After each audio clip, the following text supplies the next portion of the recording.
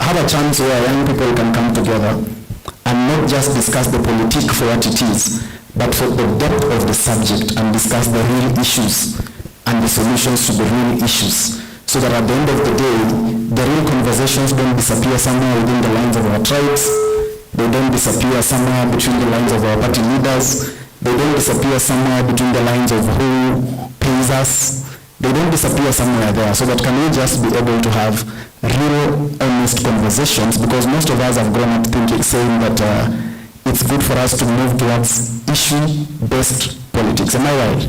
And so this is the reason why this town hall exists, so that we can give an attempt for us to be able to see, can we really be able to have issue-based politics? And for us to have issue-based politics, we must start by having issue-based conversations, where the anchorage is not my tribe, the anchorage is not who is my party leader, the anchorage is not who is my kingpin, but the anchorage is on the reality of the real issues. And that's why we're here. Those of you might be seeing me for the very, very first time. My name is Mundalo Advice. I describe myself often as a political animal, but professionally I'm a communication strategist. And for the sake of this conversation, for the very, very first time, I am the moderator of this conversation. Often I'm always a panelist on this conversation, but I don't know if the mic is still working. Okay. Often I'm always a panelist on this conversation, but for some reason, I don't know where Jagero got the wisdom. He has decided that today I'm a moderator and he is a panelist. So, ladies and gentlemen, welcome to Political Headache Town Hall Edition. And this is the second phase of these town halls after the end of the first ones. I'll allow my panelists to give. We don't have sound. I don't know what's going on with the sound. So do I hold?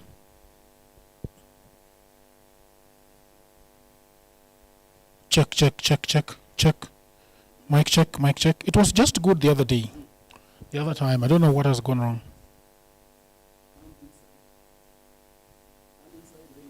Check mic, check mic. Check, check mic. Check, check mic. Yes, that's good. That's good. That's good. You see, finya vitu sana, our brothers. Vinya vitu sana. We are live. Yes, we are. We are back. Okay, so I was just now heading to give my panelists an opportunity to introduce themselves using the language that they would deem fit, so that they can be able to market themselves maximally and also create the right adjectives where they want the adjectives created. Okay?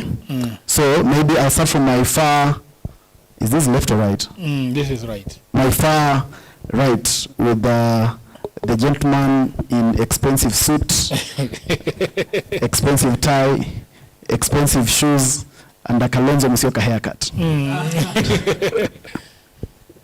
So he said I should use the language that I didn't fit. Yes. To maximize my self-marketing. Even for the sake of the ladies. Well, thank you so much, Political Headache, and of course the audience that are here, and the people of the internet. My good name is Senator Ken Babu. I'm a young person in this country, and in the race for the Senate position of Nairobi County. So possibly through your support and the willingness of God, I'll be the fourth senator of this great county of Nairobi, and I'm committed and much informed of the issues and of course important matters that need to be addressed with the reality and clarity of the situations that are at hand. So I know we are going to have a good conversation with my co-panelists and of course through the moderator, and we are going to engage objectively, just like he mentioned, looking at the real issues and providing real and tangible solutions of the theatrics of the kingpins and the queenpins of the political space of today. So thank you so much, and I'm looking forward to engage you.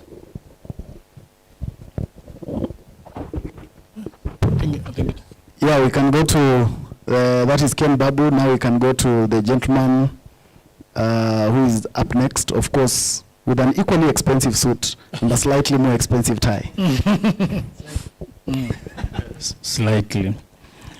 Thank you very much, Political Headache, and Advice Budalo is my peer, and I'm happy to have him here. and the audience that are there. And I learned something again with Jagger, that the people of internet. My name is Vincent Opar. I'm the incoming member of Parliament in Embakasi East constituency here in Nairobi. I'm a student of law at University of Nairobi, and also a senior citizen of this republic, law abiding by its own kind. Asanteni. Thank you very much, Vincent Oparo. I think alongside the journey, he'll also be telling us about the cost and what was making him trend. And now, ladies and gentlemen, I'm sure this is a face most of you have interacted with.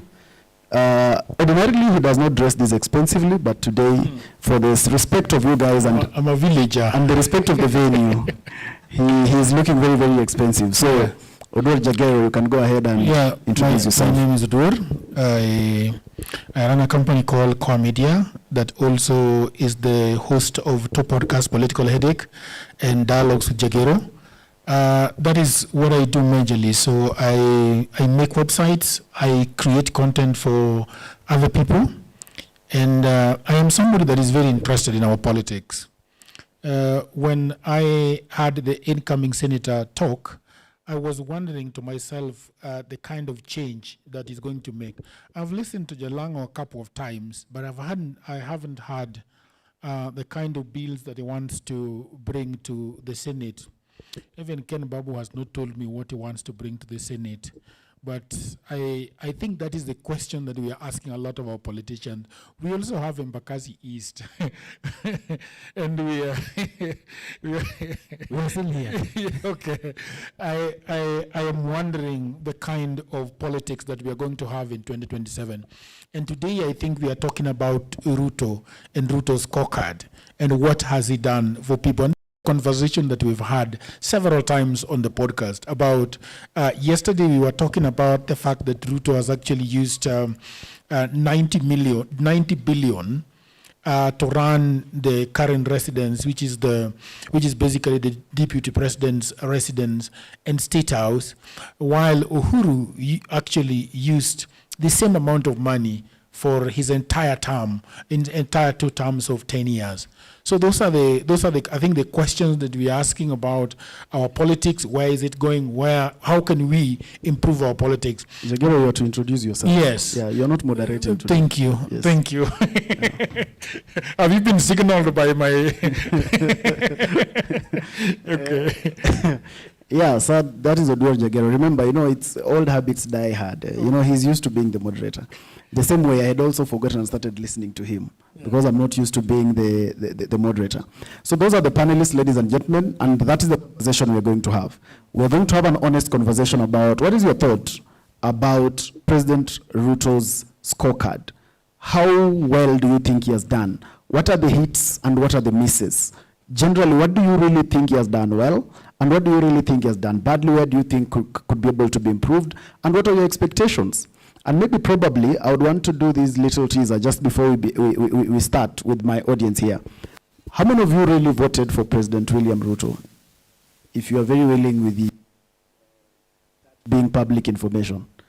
How many of us? Jagero, you can see we have a plain house. Okay. How many of you had expectations of what the presidency of William Ruto should be? You had expectations. How many of you had expectations? Because for us to discuss a scorecard, we can only discuss a scorecard if we had expectations. So how many of us had expectations? Great. And I think for the very first time, I'll not want to go the Jagero way. I'll want to start with you guys. So I'll just want to hear your expectation. Just that.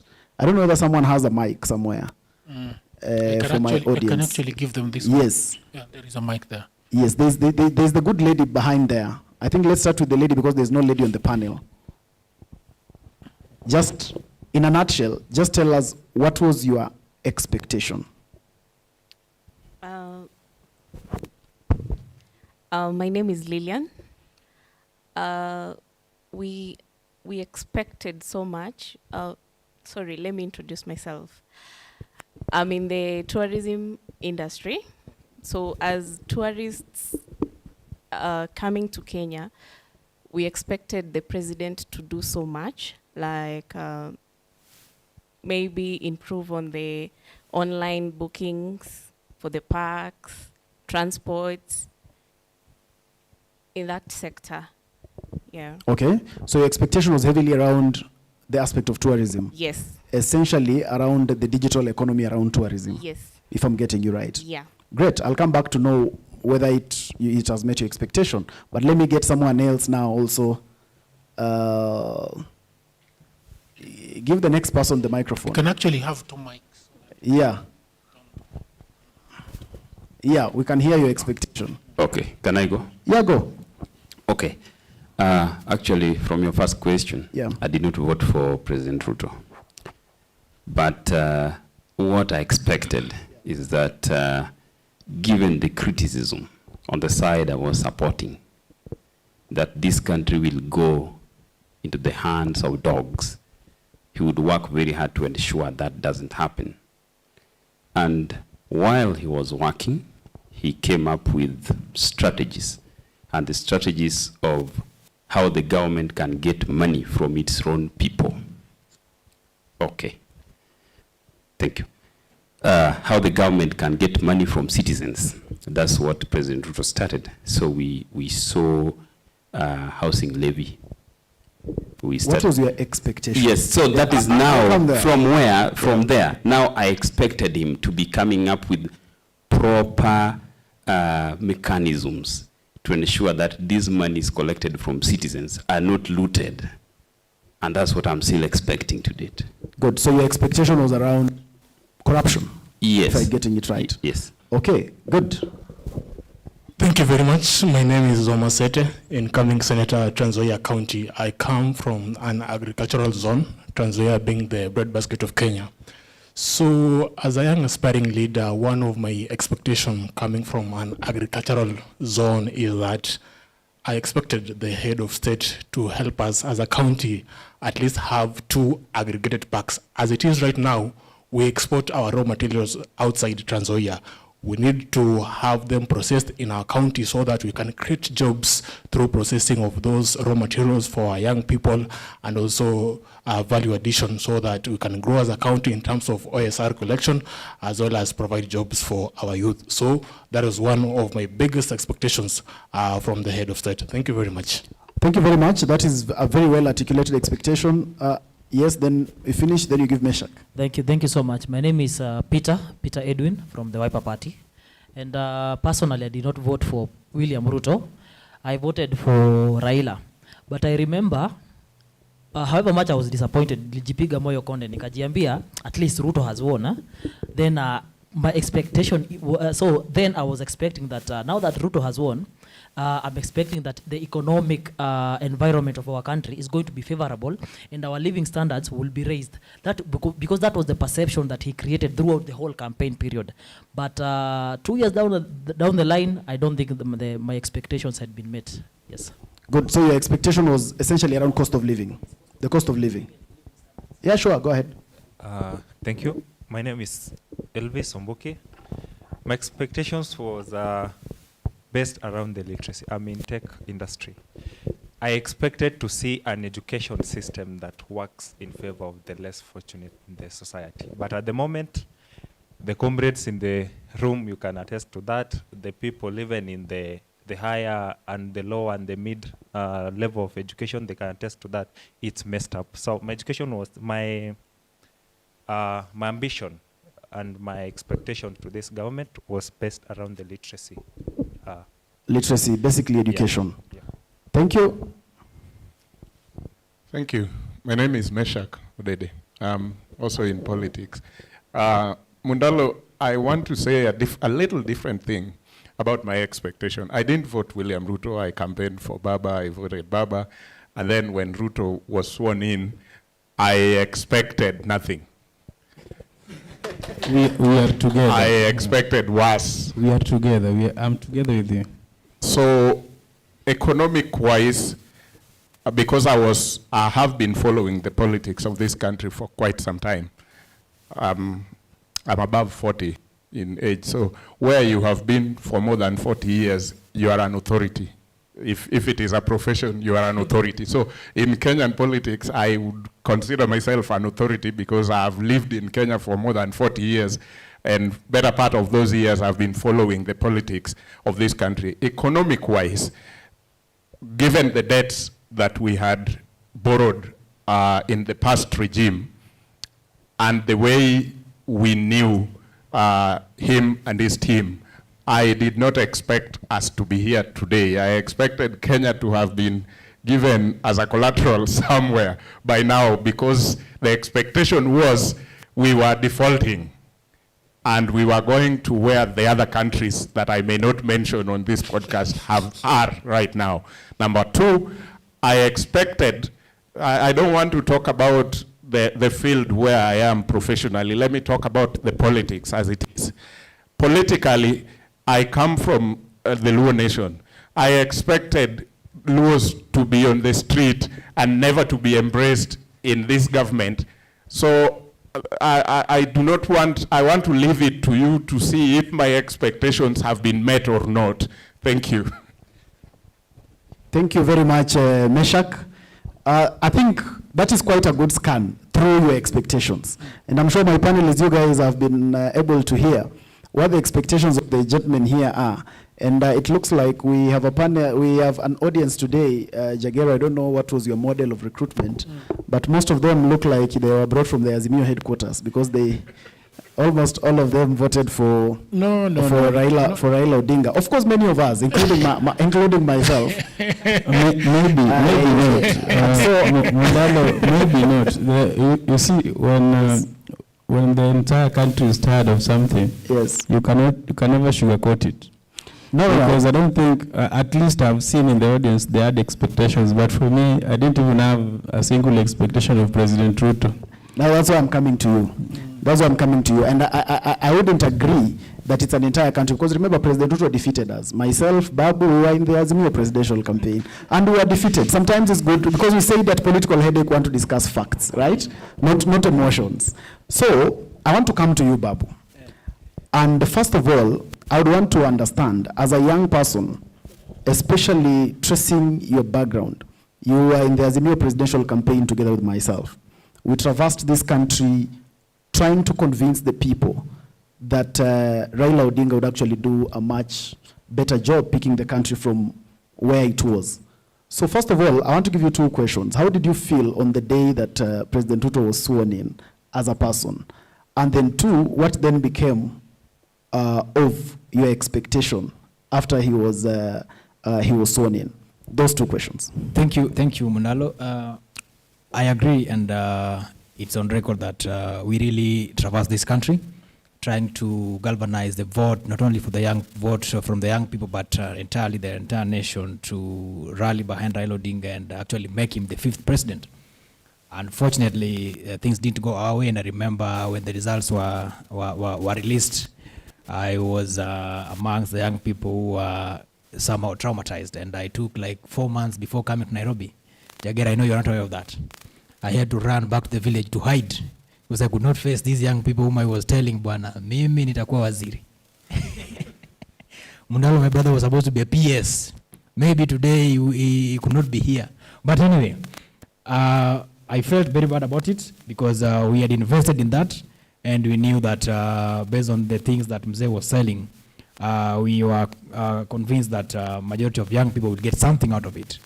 But I've had my brother here say that he expected. You said you expected the cost of living to go down. To be? Go down. He expected. And the cost of living to go down. Well, based on what he was campaigning on, well, most of Kenyans expected that. But looking at Mundalo, the bottom-up economic agenda, I was just looking at it, and listening to William Ruto at that time, and saying that he will ensure that things that are at the bottom are taken up. I think I blame Kenyans for having not taken time to scrutinize that manifesto. Because when he said that bei ya vitu zikiwa chini zitaenda juu, we thought that he meant something different, but he's actually doing exactly what he meant. Bei ya unga sasa iko juu, bei ya mafuta iko juu, bei ya maziwa siko juu, the cost of living itself siko juu. So when Ruto said that mimi nitatoa vitu chini nipeleke juu, he was serious about it, and he's actually implementing bottom up. So as I respond to your question, Mundalo, what my expectations were, I was looking at the bottom up, the agenda, and I thought at once that the president will actually work towards implementing that document and doing everything, or if not 100%, but maybe 70 or 80.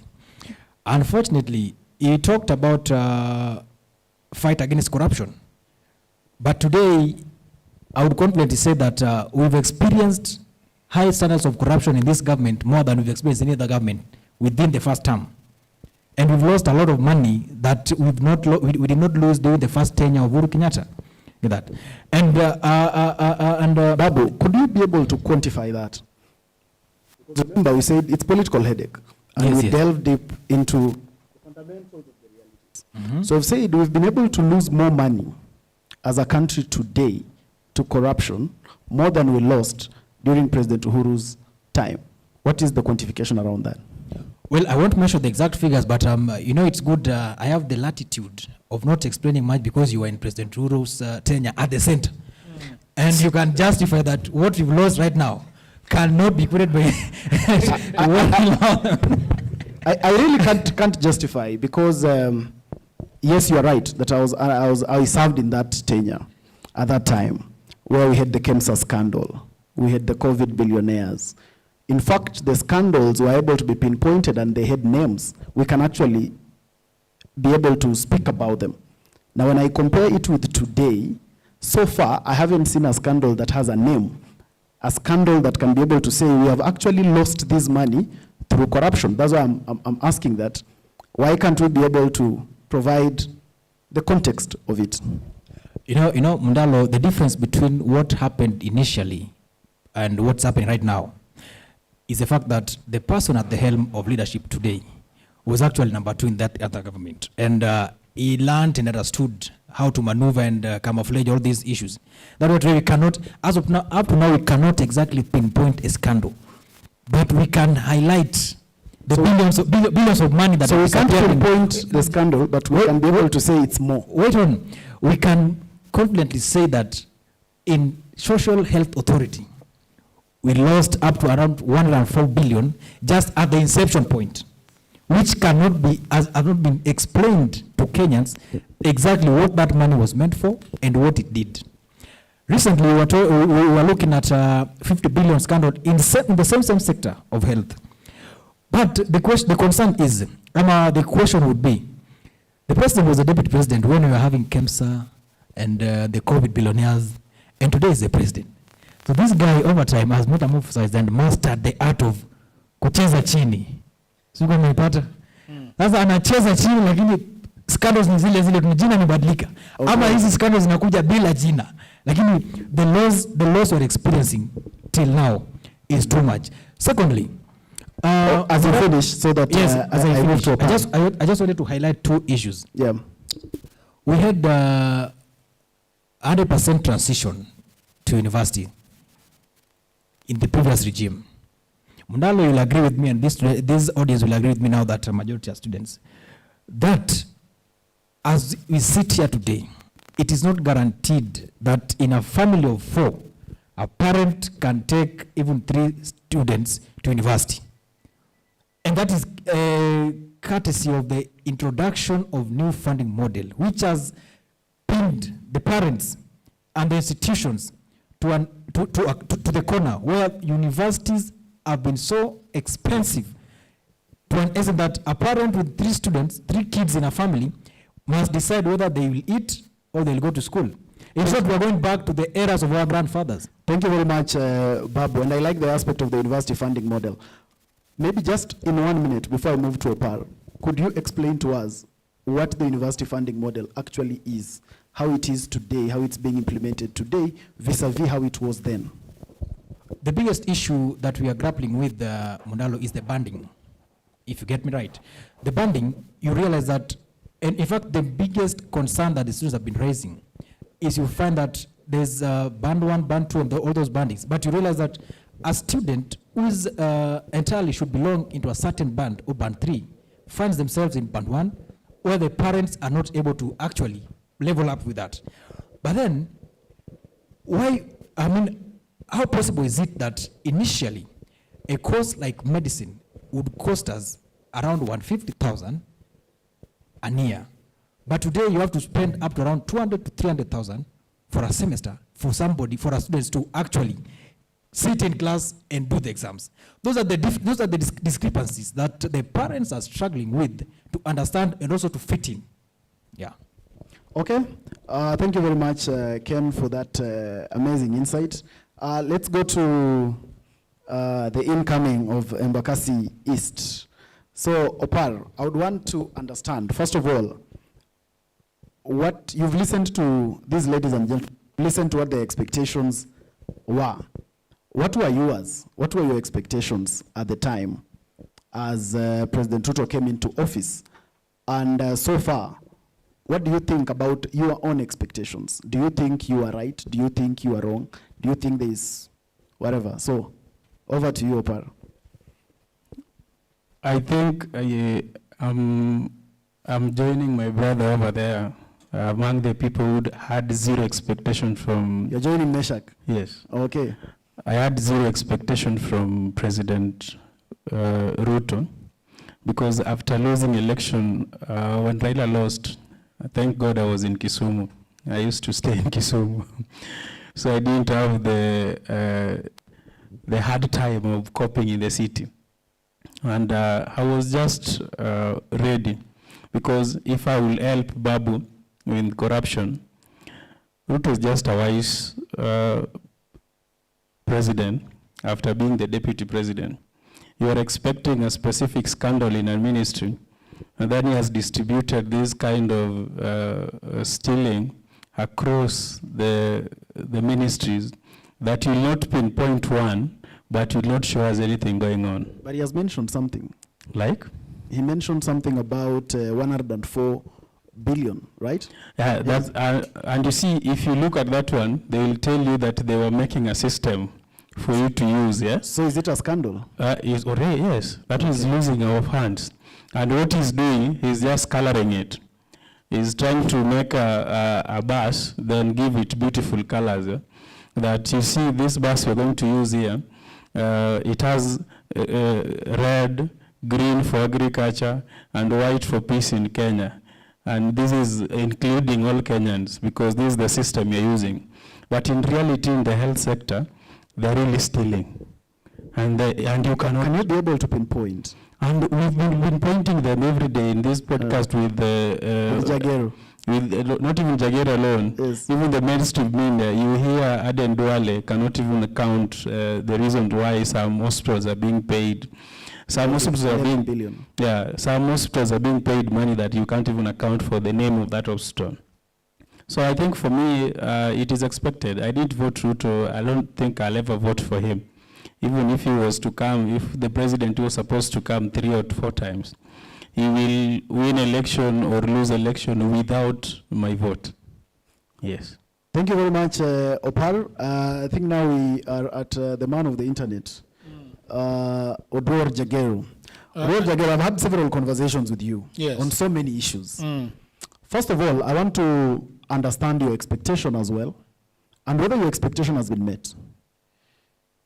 I want to take an roundabout. I don't want to go direct to your question. Why don't you want to go to my question? Because your question is a bit lopsided. It's starting from the point of what were my expectations from Ruto.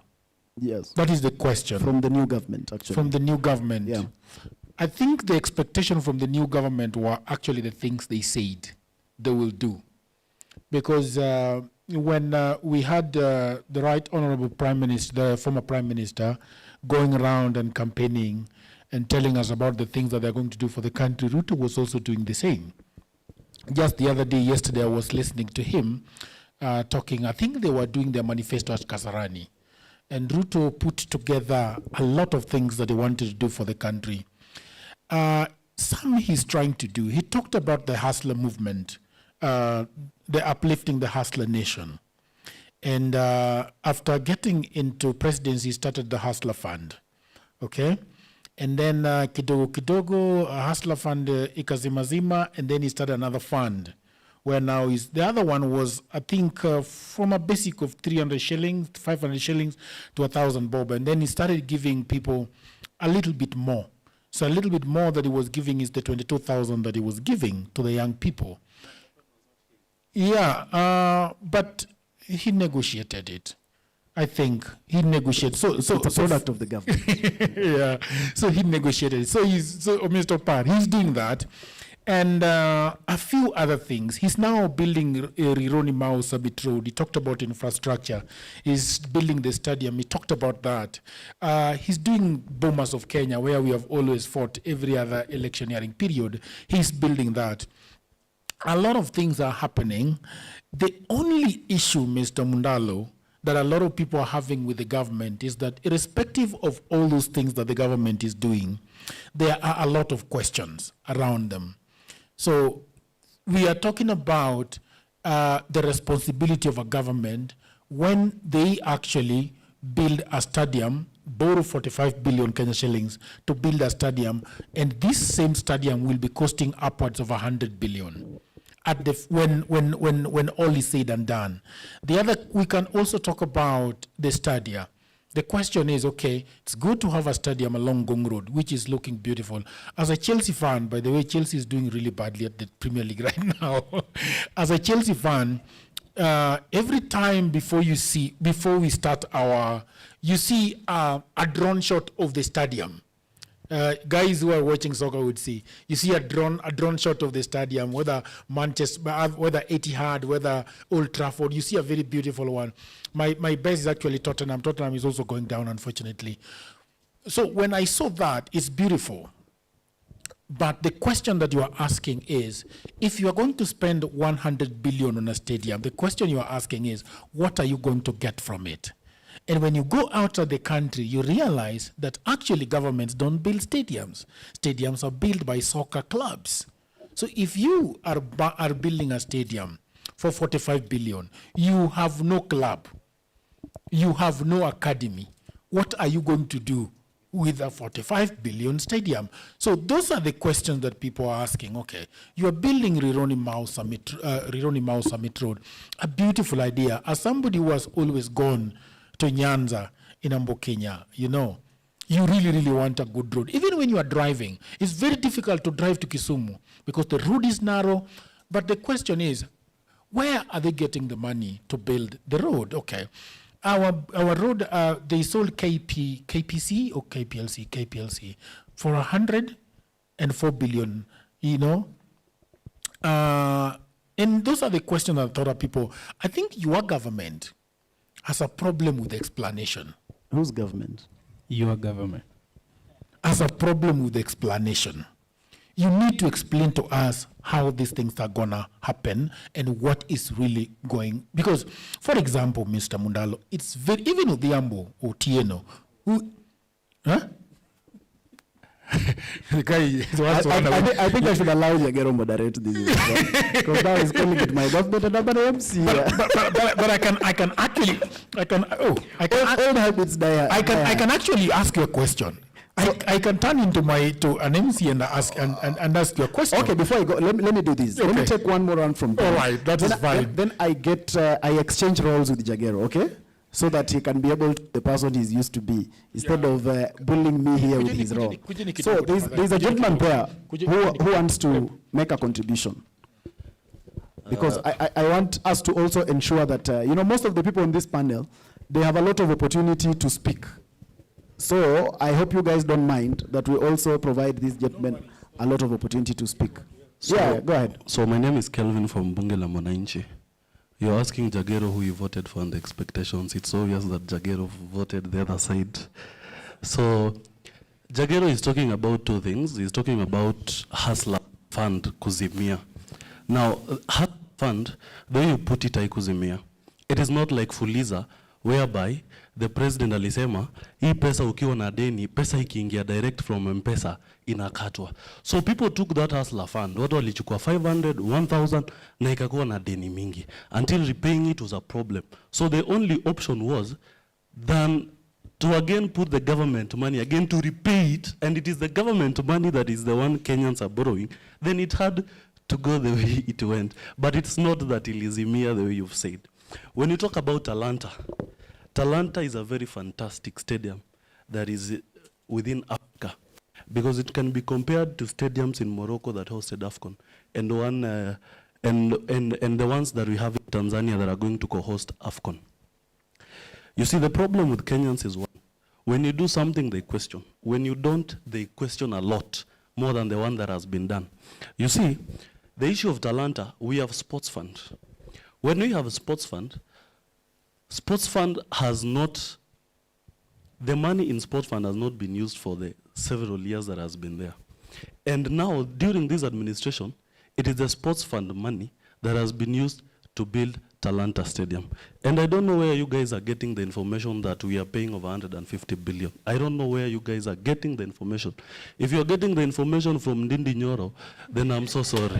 Because Ndindi Nyoro was just a budget chair. Why is he speaking after he's been kicked out of that office? Because Kidogo Par, you'll get your time and rebuttal after I finish. Let's finish, my So brother. if But I- now I- also in finishing, so Yes, I'm others also finishing. get a chance. So I don't know where you guys are getting this information, because we have not seen credible people coming out and saying that that is the information.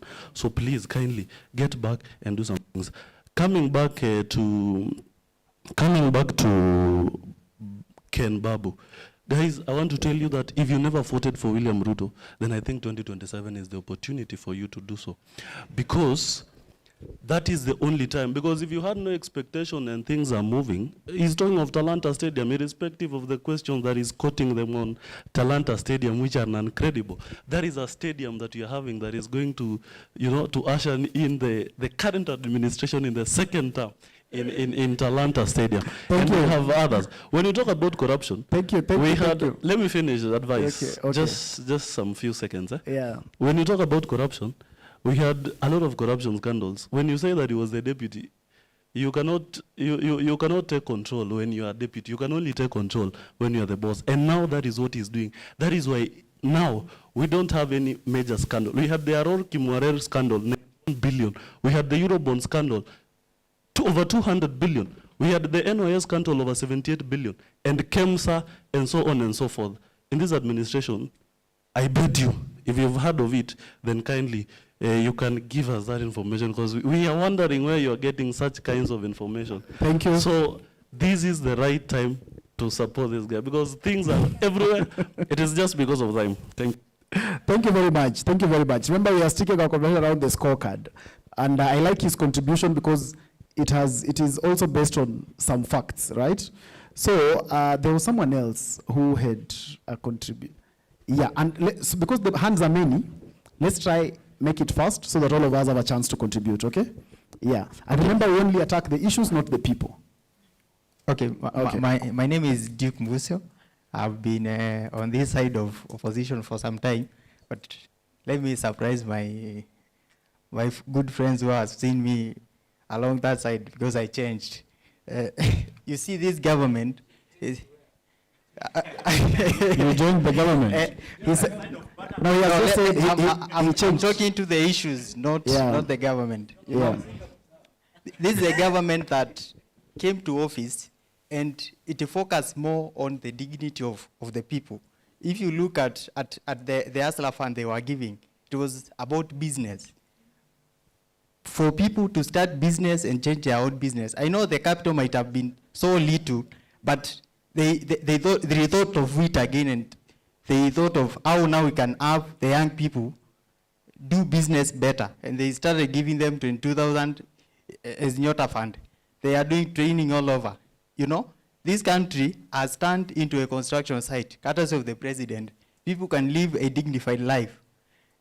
So when we are talking and saying we had expectations that have not been met by this government, I'm equally wondering what you are talking about. So I'm just supporting my good friend here. If you did not vote for this government, as I did not do, please collect yourself and think better. Thank you very much. First of all, the people who did not vote for this government don't have a problem. They don't need to think better. Okay? They exercised their democratic Right. So where is, there was a gentleman, yes. My brother, you can go ahead. I saw you boiling. Okay. You can stand you. so that we can get a very good camera angle of you. Thank you, political headache. My name is Mbare Otieno Desmond Ochieng, a student at Kenyatta University. It is unfortunate, very unpopular one. Personally, nilinasa kwa mtego. In my first election, in my first voting, I voted in this government. That's the biggest regret niko nayo kwa maisha yangu. After voting this government, Ken Babu, tulianza one term na wewe. Before, sisi tulianza, tulikuja pale kwa ofisi, tukaanza kuweka mikakati. Na sasa hii one term imeshika. Yeah. I really wonder, I think, bro, you were almost a student ama ndo umetoka some few years ago. Kuna the basics of a country. Na tunaweza sema the basics zenye tuko nazo sahi, zenye even the president aliweka in the forefront, ilikuwa masomo na healthcare. Are they working? Zilikufa. Zilikufa yenye mtu hawezi niambia anything it's working. Those who are under the new funding model wenye wako campus sahi, Ruto promised affordable university education. Ruto promised a fully free basic education. Is it free? Education has become very expensive. Ken Babu said something and I was putting down some notes. Tangu Ruto aingie, ukiangalia Uhuru spent 89.9 billion over the entire 10 years kwa ofisi yake. Ruto has spent 88.8. Borrowing pace. In the first 12 months, Ruto may spend of 1.6. In the first 12 months, Uhuru alikuwa at 4.3, first 37 billion. So, tukiangalia, Ruto was saying that akiingia, during the campaigns, I can think isn't kidogo zilininasa. Ruto was complaining that mbona mafuta ya Tanzania is more cheaper than ya Kenya, while mafuta ya Tanzania yanapitia Kenya. Is it the reality kwa ground sahi? So, mimi naambia vijana, before you come out to say one term or two term, hebu jiulize, are you in your right senses? Education system, is it working? Is healthcare working? I'm a victim. And you are a victim. Ukisema one term, does one term pay your school fee? Ukisema two term, are you not affected by the new funding model? So kuna lot of things. Kuna sometimes I say, let's not be political. Sometimes tutumie akili and tuangalie, is every aspect of the country working? And indeed, it is not working. Asante. Thank you very much. Can I go this side also? But now because you have the mic, please give it to below a minute. Okay. Yeah. My name is Yogo Carol. Yes, Yogo. We are talking about scandals and everybody talks from where the shoe is pressing them. As an employed Kenyan, if you go look at the pay slips since this government came in, you have to really, really think if you want to vote them back or not. Example, if you are earning 100,000 Kenya shillings today, you go, you get a job, you bid. Most of the people here, maybe you've not bidded. You bid, get a job, 100K. Do you know what you take home? You take home around 70K. That's what you bidded for. 30, around 68, 70. Around 30K, you will not see, but you work for it. It goes somewhere to the government. This money cannot be accounted for anywhere. And there's no special benefit you are getting. You pay for housing levy. There's no house for you. You have to buy. You pay for SHA. You go to the hospital. The special service you are getting is not different from when you are paying NHIF for 500 shillings. Same. You pay for all those, and people have been forced to save for their pensions. That's NSSF. People pay, it was moved from 200 shillings to about 6,000 shillings now. How many times? It's more than 100 times, more than 100% increment on people's payslip deductions. These are things that I can tell you what you could afford, same product you could afford in 2021. with same salary, you can't afford today. The rent you were able to pay in 2021, you cannot pay today. You have to go to a lower house. So, my friend who is saying that this is the opportunity for this government, they really have to think that those with pay slip, is there justice for them? Because you may be speaking from where the shoe is pressing you. But you see, when they go for people with pay slip, they have not come for you, you say that's okay. The day they will come for you, there will be nobody to speak for you. So that's my point. Thank you very much. I will retaliate again. No warnings to anybody. Everybody's having their own opinion. So don't warn anybody about their opinion. Yeah, there is no warning about anyone. Just allow people to be able to speak, because that is why political headache exists, so that we can have divergent of opinion. So that he has put up his case very well. Says you pay for housing levy, but don't get you don't get the house. The same way people pay for fuel levy that takes care of roads, but no one has their own road. So anyway, the next speaker is who? Meshak? Please let's so that naona hapa watu wanataka kuongea sana. So let's keep it below a minute and move. Evening, I'm Felix Soyombre. Actually, allow me first to apologize. I've arrived late. Coming from through Eastern Bypass towards Nairobi and all that. There was a heavy jam there. First, I want to say something. This thing, back then, I was a vigilant man behind some people there, and I was by the time election was coming, I was in Bomet. And the people whom I was supporting Kenya Kwanza, and my colleagues were supporting Azimio. And to my expectation up to now, to Ruto's scorecard, to me, he has scored 90% of what he promised to deliver. One of it... My brother, don't stand up. One of it, it was all about affordable housing, which genuinely, to look on it, he has delivered. Someone who used to live in Eastlands, if you go to the sides of Mkuru, how Kibra used to look like, I know all of you know how things are there. Secondly, on matters of education, the new university funding model, this model, it's doing 30% to 70% on, it depends on your needs and on the course that you are taking. Another thing about health sector, SHA. The SHA thing that made me happy more about SHA is one thing. Then, by NHIF, ungeenda kitu ingekufanyikia na ukose kulipa. Ungeenda kuresume kulipa, ungepigwa fine ya 3 months. 3 months ndio utibiwe. But now with SHA, it just count. The day umekosa kulipa siku ngapi, you pay and you are treated. On terms of infrastructure, allow me to say this, I'm a proud person from Western Kenya, seeing the Rironi Summit being done there.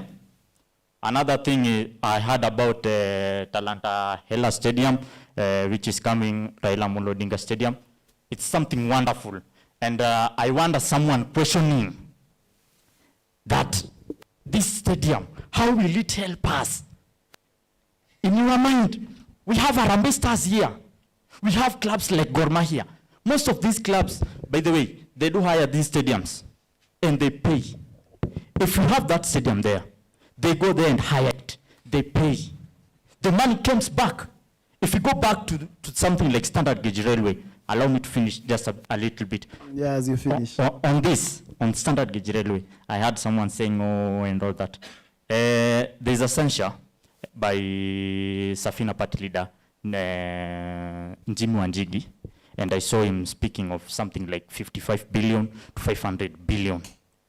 So, if you are telling me in this way, I do challenge this way. Today, my brother says, in our home we need electricity, and he does dropping. When after doing dropping, he dies. Then I came in. as a big brother. To that shoe, I say my main idea was solar. And when I chip in that shoe, I look like I have solar or electricity. Electricity, doping has been done. The cost is more or less the same. Which one will I go with? As you finish. As I finish, in this way, those people who are speaking of merciless expenditure, and those people who are plunging something on corruption. In this way, in the last previous regime, we had some mischievous scandals, like KEMSA, we had Goldenberg, and many others in this regime. And then we never saw any person resigning. But when President Ruto came in, the first co-friends of him were taken there. Former Migori governor, former Kiambu governor, and now the most recent, we saw some people resigning. People with big scandals, we saw them resigning. Thank you. Thank you very much, my brother. I like that. Once again, let me brief you. We attack the issues, not the people, okay? So at the end of the day, our conversation is modest on the basis of the people. Meshach was to be the next speaker. Oh, you already have the mic. Okay. Let him, the moderator here is me, Opar. Thank you. Yeah. Don't recruit Embakasi East people here. Now, please keep it below a minute. Okay. Then, I will mobilize up. Unajua Opar, he thought someone else will also be here. So, thank you. Please keep it below a minute. Okay. Then give Meshach. Then you'll allow me come back to this gentleman so that Opar does not start being a moderator. Okay, so mine is, I just want to ask the youths. Yes, we are talking about Talanta, we are talking about Mau, we are talking about affordable housing and all that. But at what cost are we doing these things as a country? As a young person, in the next 20 years, the person seated in that seat at the moment, will he be there to clean the mess he's doing at this time? Or are you the person who will be there to clean that mess? Number two, we are talking about Singapore and the rest. But what did Singapore do at that time to be where they are right now? Their systems, number one, started working. We are going to Singapore, but our system is not working. Are we going to Singapore by money or by system first? That's another question. The last one. One thing I found out with the people who are talking about Mau, the people who are talking about roads, whatever, they're either unemployed, so they don't feel the effect of the payslip. They don't have kids in the university, so they don't know anything about fee. And they never had a person in the hospital, so they don't know anything about what will happen if SHA fails and your person is in that hospital, supposed to be covered by the same SHA. So before you talk, number one, ask yourself, there is that person who is in that shoe. How are they feeling? Don't just talk because you are covering something or because you want to just be there by talking. Even your parents are being affected. Ask your parent. I'm in the school, I'm in this university. Actually, when I was in the university, I used to pay around 30,000. The highest I paid is 30,000 per semester. Right now, I have a cousin of mine who is in the same university, doing the same course, and is paying more than 100,000. And I'm unemployed at this time. I'm in business, so I'm unemployed but self-employed. But the same person tunapeleka shule, in the next 4 years, what if he's unemployed? This money we are spending at this time, will that money be there to cover what we are going to do in the next 2-3 years?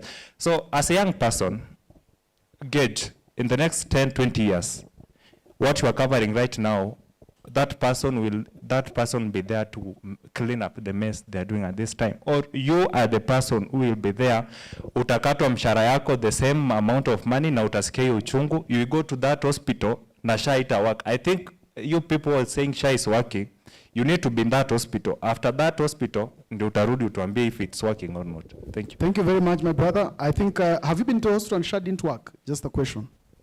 Pardon? Have you been to a hospital and SHA did not work? Yeah, a friend of mine got an accident. Have you been? I've been there and I've witnessed SHA Not working. Okay. So, Odede, we were like that. Let's have some order. Thank you, advice. Let me begin from somewhere. Your question to the audience were basically around the expectations. And at the beginning, I said I didn't expect anything. So my expectations probably have been met based on what some people are saying in the audience. So because I didn't expect anything, and you're claiming that there has been nothing, so my expectations have actually been met in that sense. But let me come to me. Politics for me is a bit personal, and it always will revolve around interest. The only constant thing about politics is interest.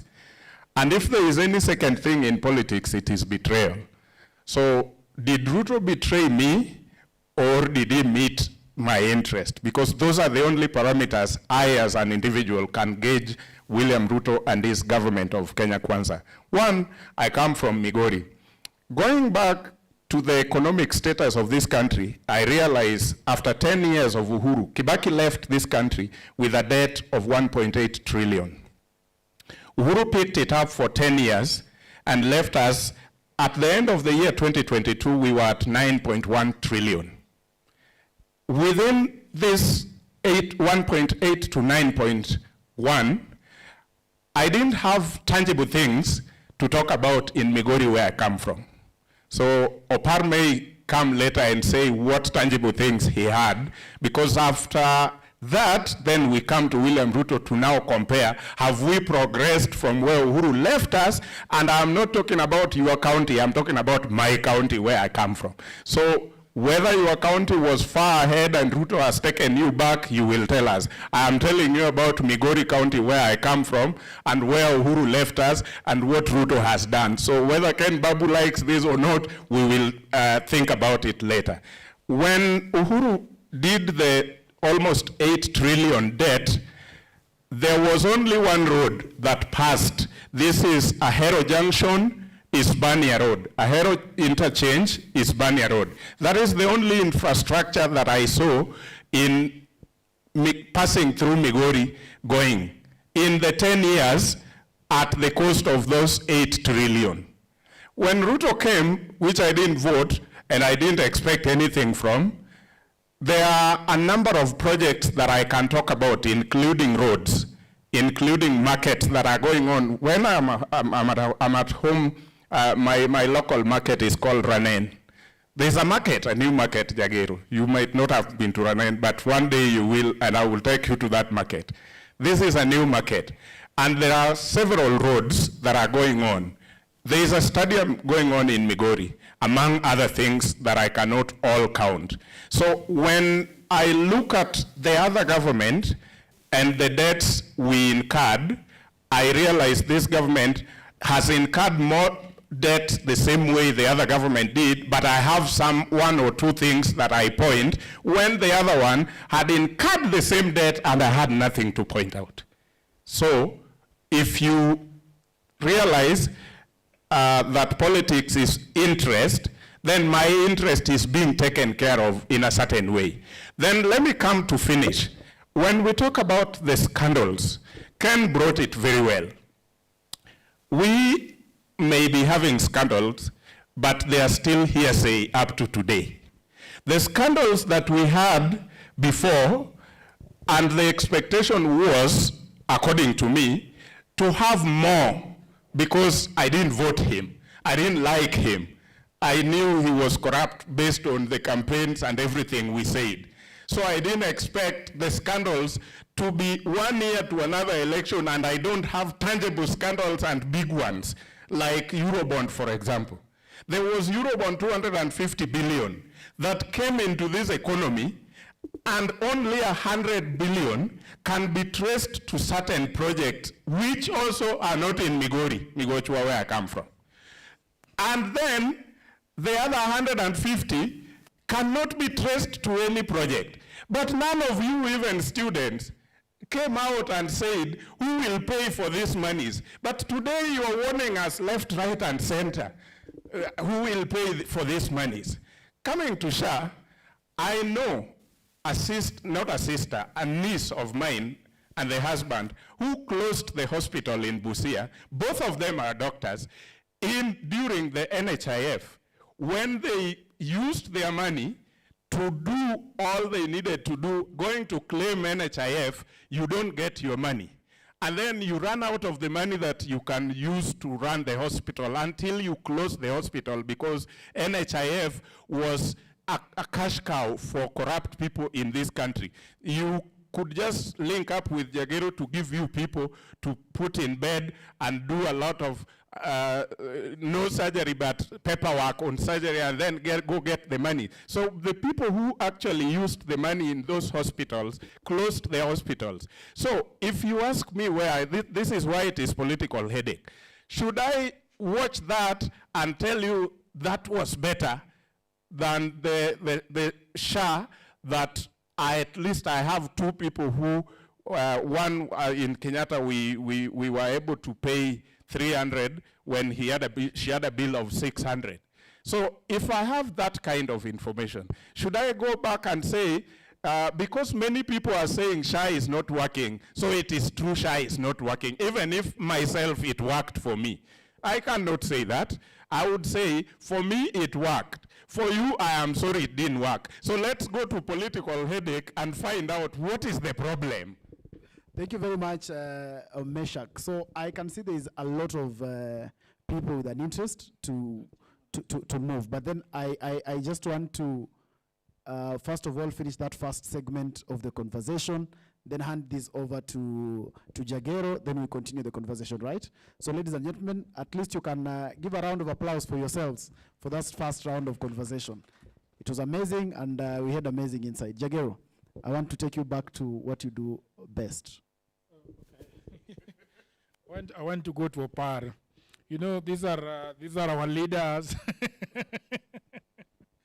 Is this thing working? It's working, right? I want to go back to Opar. Opar, you've listened to the people talking. This gentleman has confused me a little bit, because when he started talking, he did not expect anything from the president.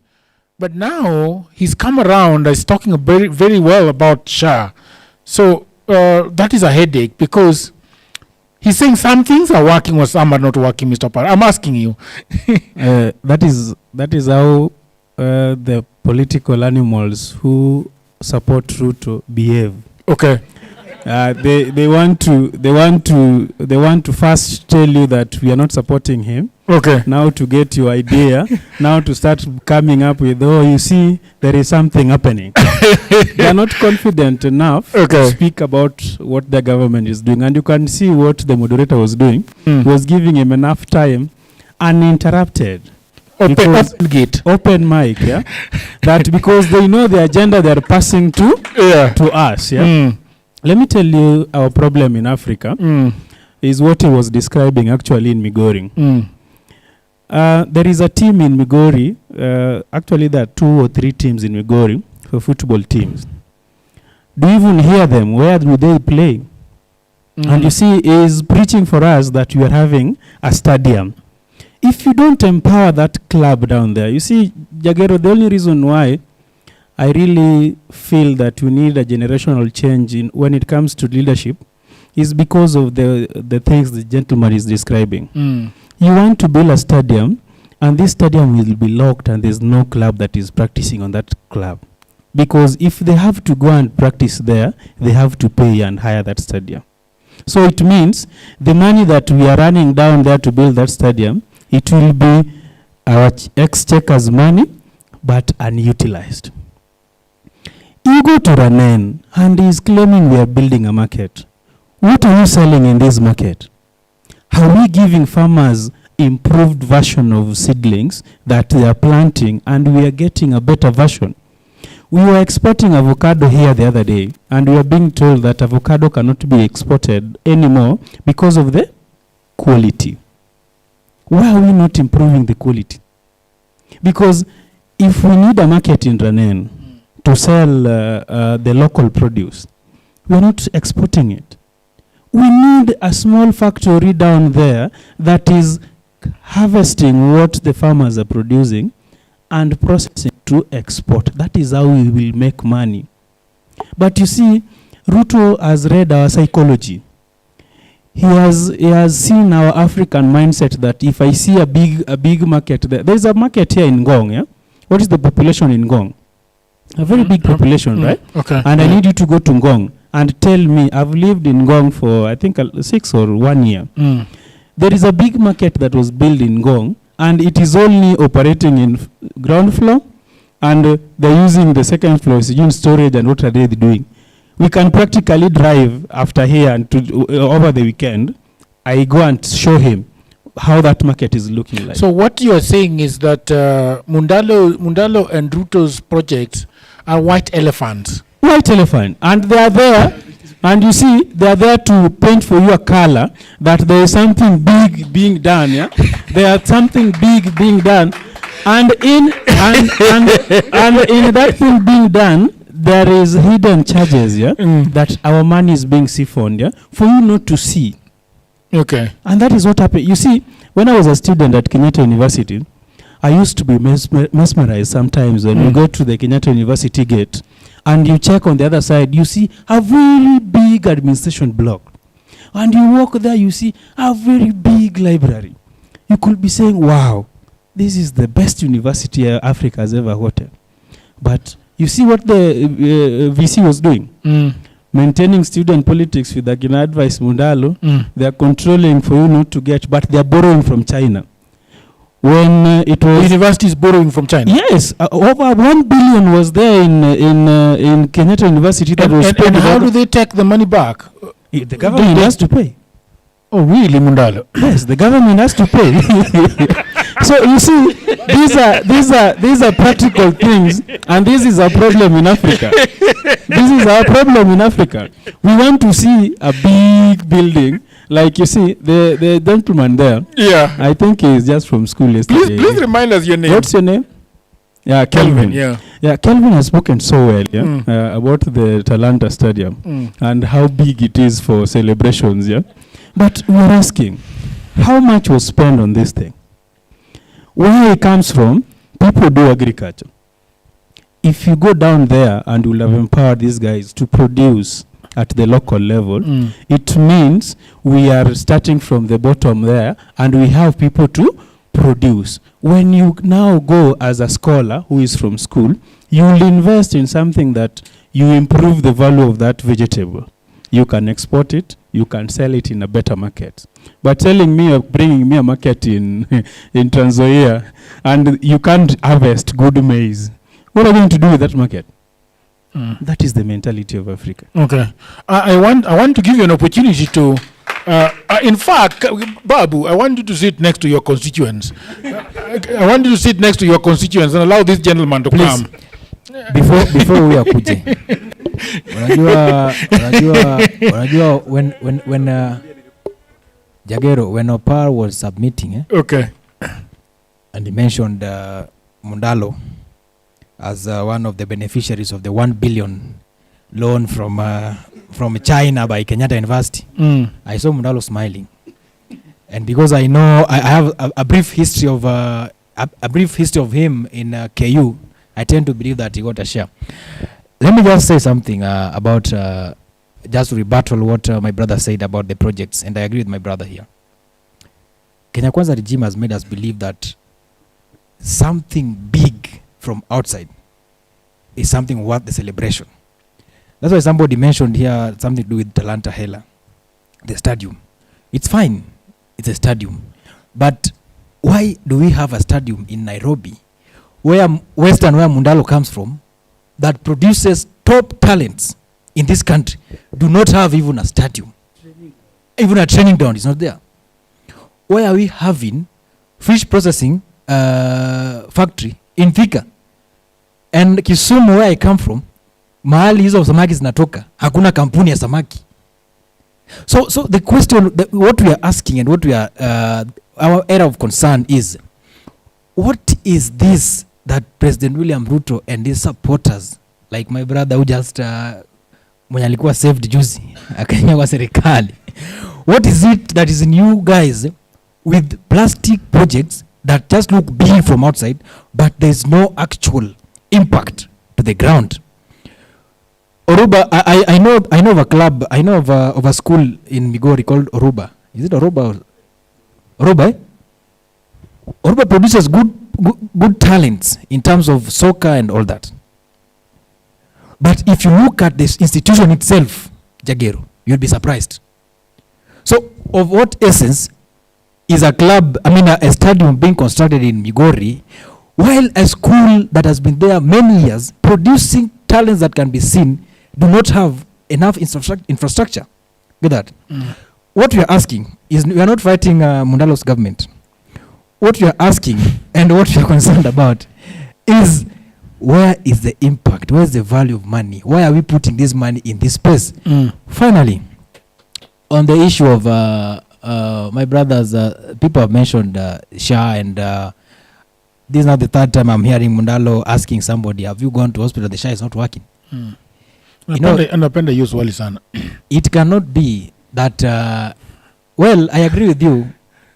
Somebody should not say that it's not working because he had it somewhere. Equally so, you should not convince them that it's working because it worked for you. Maybe it did not work for them. But we must agree that if we changed from NHIF to SHA, and the main reason for that transition was corruption, then the question Kenyans are asking, what's different in SHA from NHIF? Because SHA itself, at the inception point, and I said earlier on, we lost 104 billion, my brother. The man Oyombe, the man from Western, we lost 104 billion just at the transition point. And the President Ruto has been consistently talking about fight against corruption. And he said recently, I think in Western, Kitale, that he has been able to fight corruption in sugar sector, agriculture as a whole, and sports. But he conveniently avoided touching on health, because he knows very well that if he touches on health, he is going to touch on his friend, business associate by the name Aden Duale. And Kenyans would coerce him or press him to let him resign. Finally, recently we had the issue of Kenya Pipeline. And for those who are good in history, you know that William Ruto is not being tagged on Kenya Pipeline for the first time. 2008, he was on record around Kenya Pipeline, claiming to have sold Kenya Pipeline 1.7 acres of land in the middle of a forest. And he was asked, where did you, a normal citizen, how do you own a land in a forest? Maybe Meshach will explain to us that. But now, Kenya Pipeline, Joe Sang, and it's good Mundalo is here. Mundalo's boss then, President Uhuru, 2018, sacked Joe Sang on the allegations of gross corruption cases. And he was taken to court and was found guilty and was sent home. Fast forward to 2023, William Ruto takes oath, akaweka Biblia chini, akatoa Sang pale, akamsafisha, akasema sijawahi ona kijana msafi kama huyu Sang. Kamrudisha pale Kenya Pipeline. 3 years down the line, another scandal in the same Kenya Pipeline. What is worrying Kenyans is the fact that 500 million was retrieved from Sang's house. But between that place and State House, where the money was being taken, that man disappeared. Maybe Meshach will tell us what happened in the middle. But what I'm asking, we have Asset Recovery Agency, Jagero. If today you find me with an amount of money that you feel should not be in my hands, and you feel it should be taken back to the government, why are you taking that money to State House? Why was the 500 million being taken to State House? And in fact, it disappeared in the hands of DCI.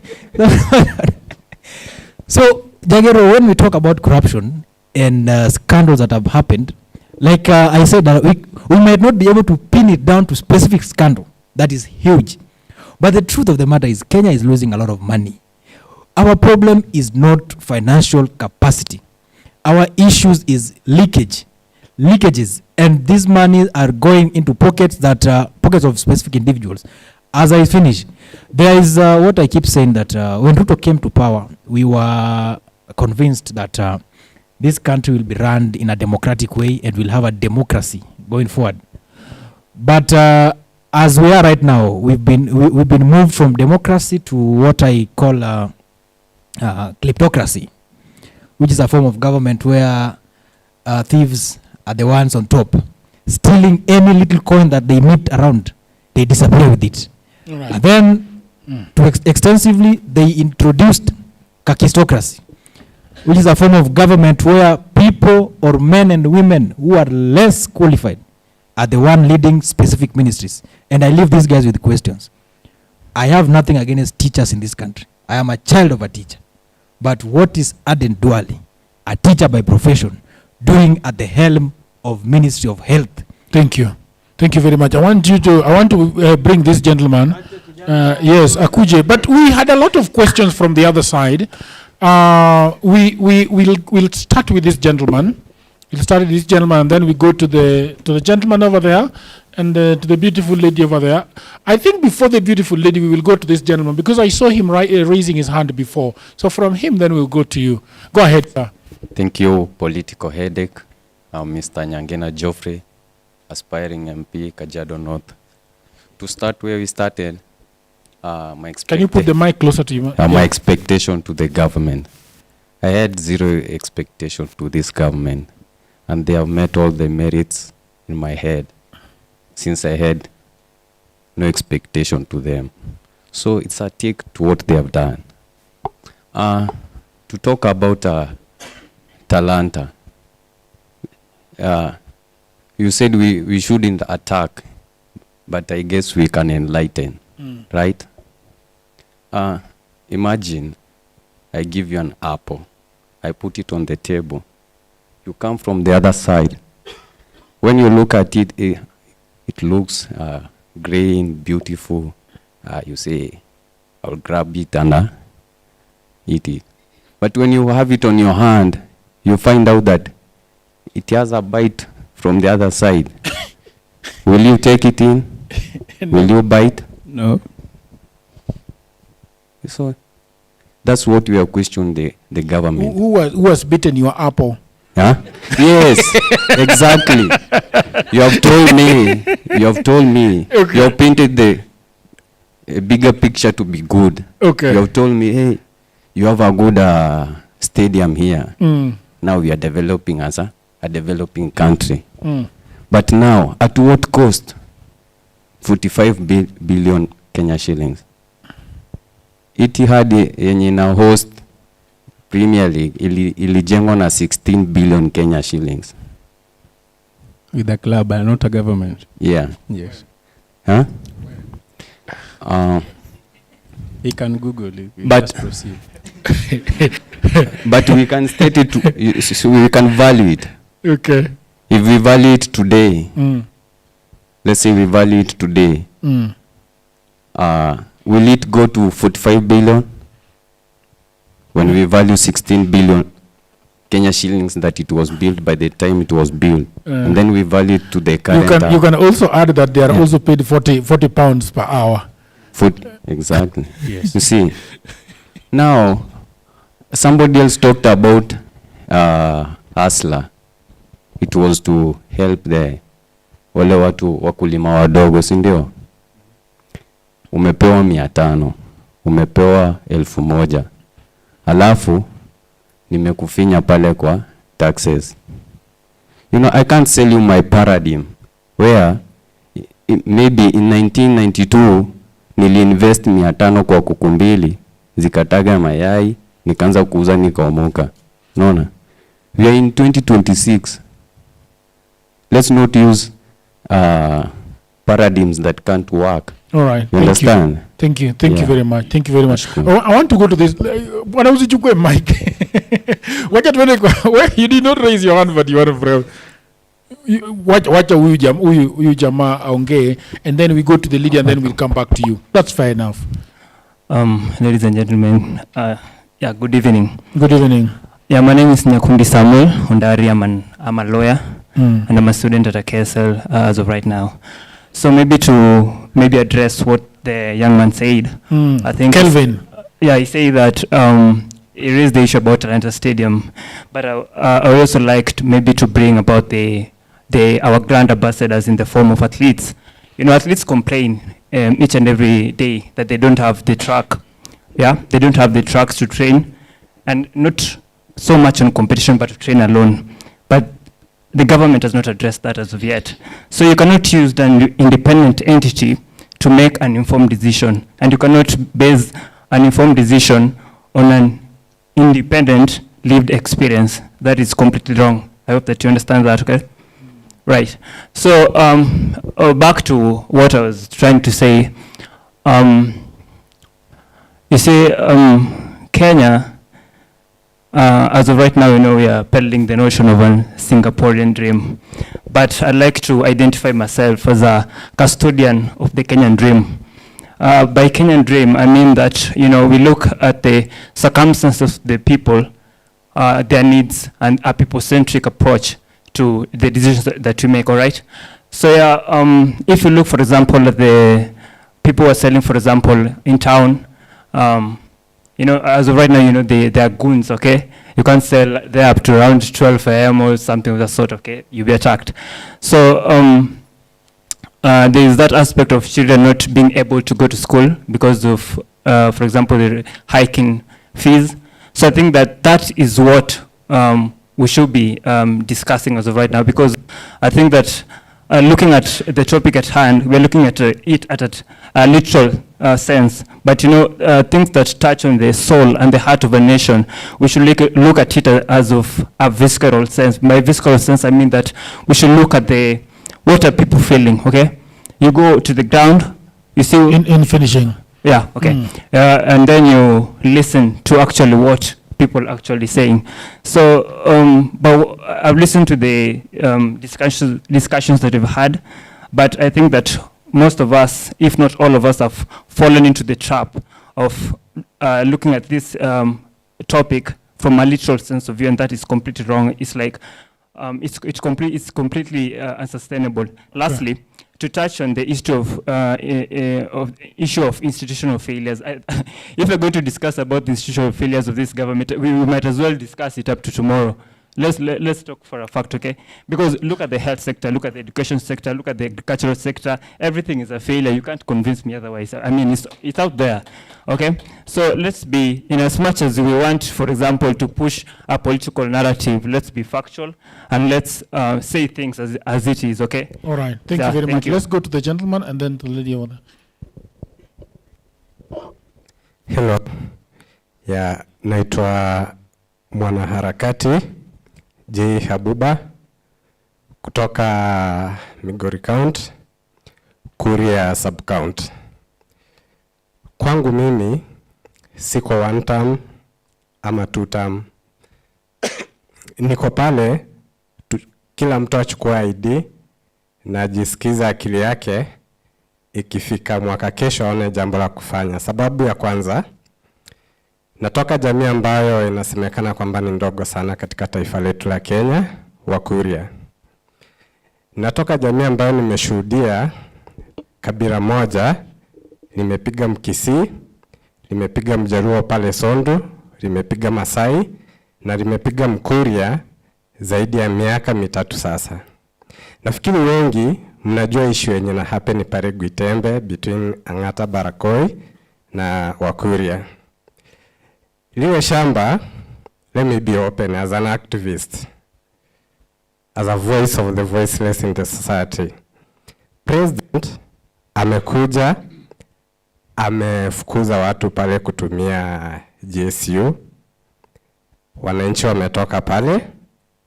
Shamba amechukua, ameweka kampani 2, moja ni Soit, nyingine ni Rai. Sasa wale wananchi hawana sehemu ya kwenda. Daily watu wanakufa. Ini Gwitembe hakuna hospitali, hakuna shule. Lakini tunaambiwa kwamba Kenya inaenda Singapore na tunakuwa na elimu ambayo ni better, matibabu ambayo ni better. Kwangu mimi, kulingana na jamii penye natoka, sioni jambo lolote lipya ambalo serikali imefanya. Tusikuje kwa forum kama hii tunazungumza, either kutetea serikali ndio utoke hapa upewe kile ambacho ni chako ama chai yako. Lakini angalia kwamba mama yako anateseka, wewe uko hapa unaenjoy. Mtoto ama hata kama ni familia, watu wanateseka kwa ground. Ukizungumza kwamba serikali imetekeleza, na wewe tukuulize kwamba umeenda kwa ground, umesikiza wananchi wanasema nini. Kwa hivyo mambo ambayo yanafanyika, tumeona vita, community squeezes zinapigana. Na kama mimi mtu aniulize kwamba government yenye imepita na government yenye kwa sasa ni gani imefanya kazi, nitasema kwamba government iliyopita ilifanya kazi. Kwa sababu gani? Siku experience vita kwa community yangu, na sikuwaona vita labda Sondu zikifanyika vile inafanyika ama kwa Wakisii ama kwa Wamasai. Let us be genuine, tuokoe jamii. Asante. Asante sana. Twende kwa huyu dada. Thank you so much. Good evening. Good evening.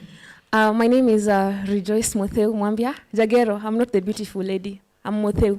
You are who? Motheu. Motheu. Yes. Motheu is not beautiful? That is my name. Okay.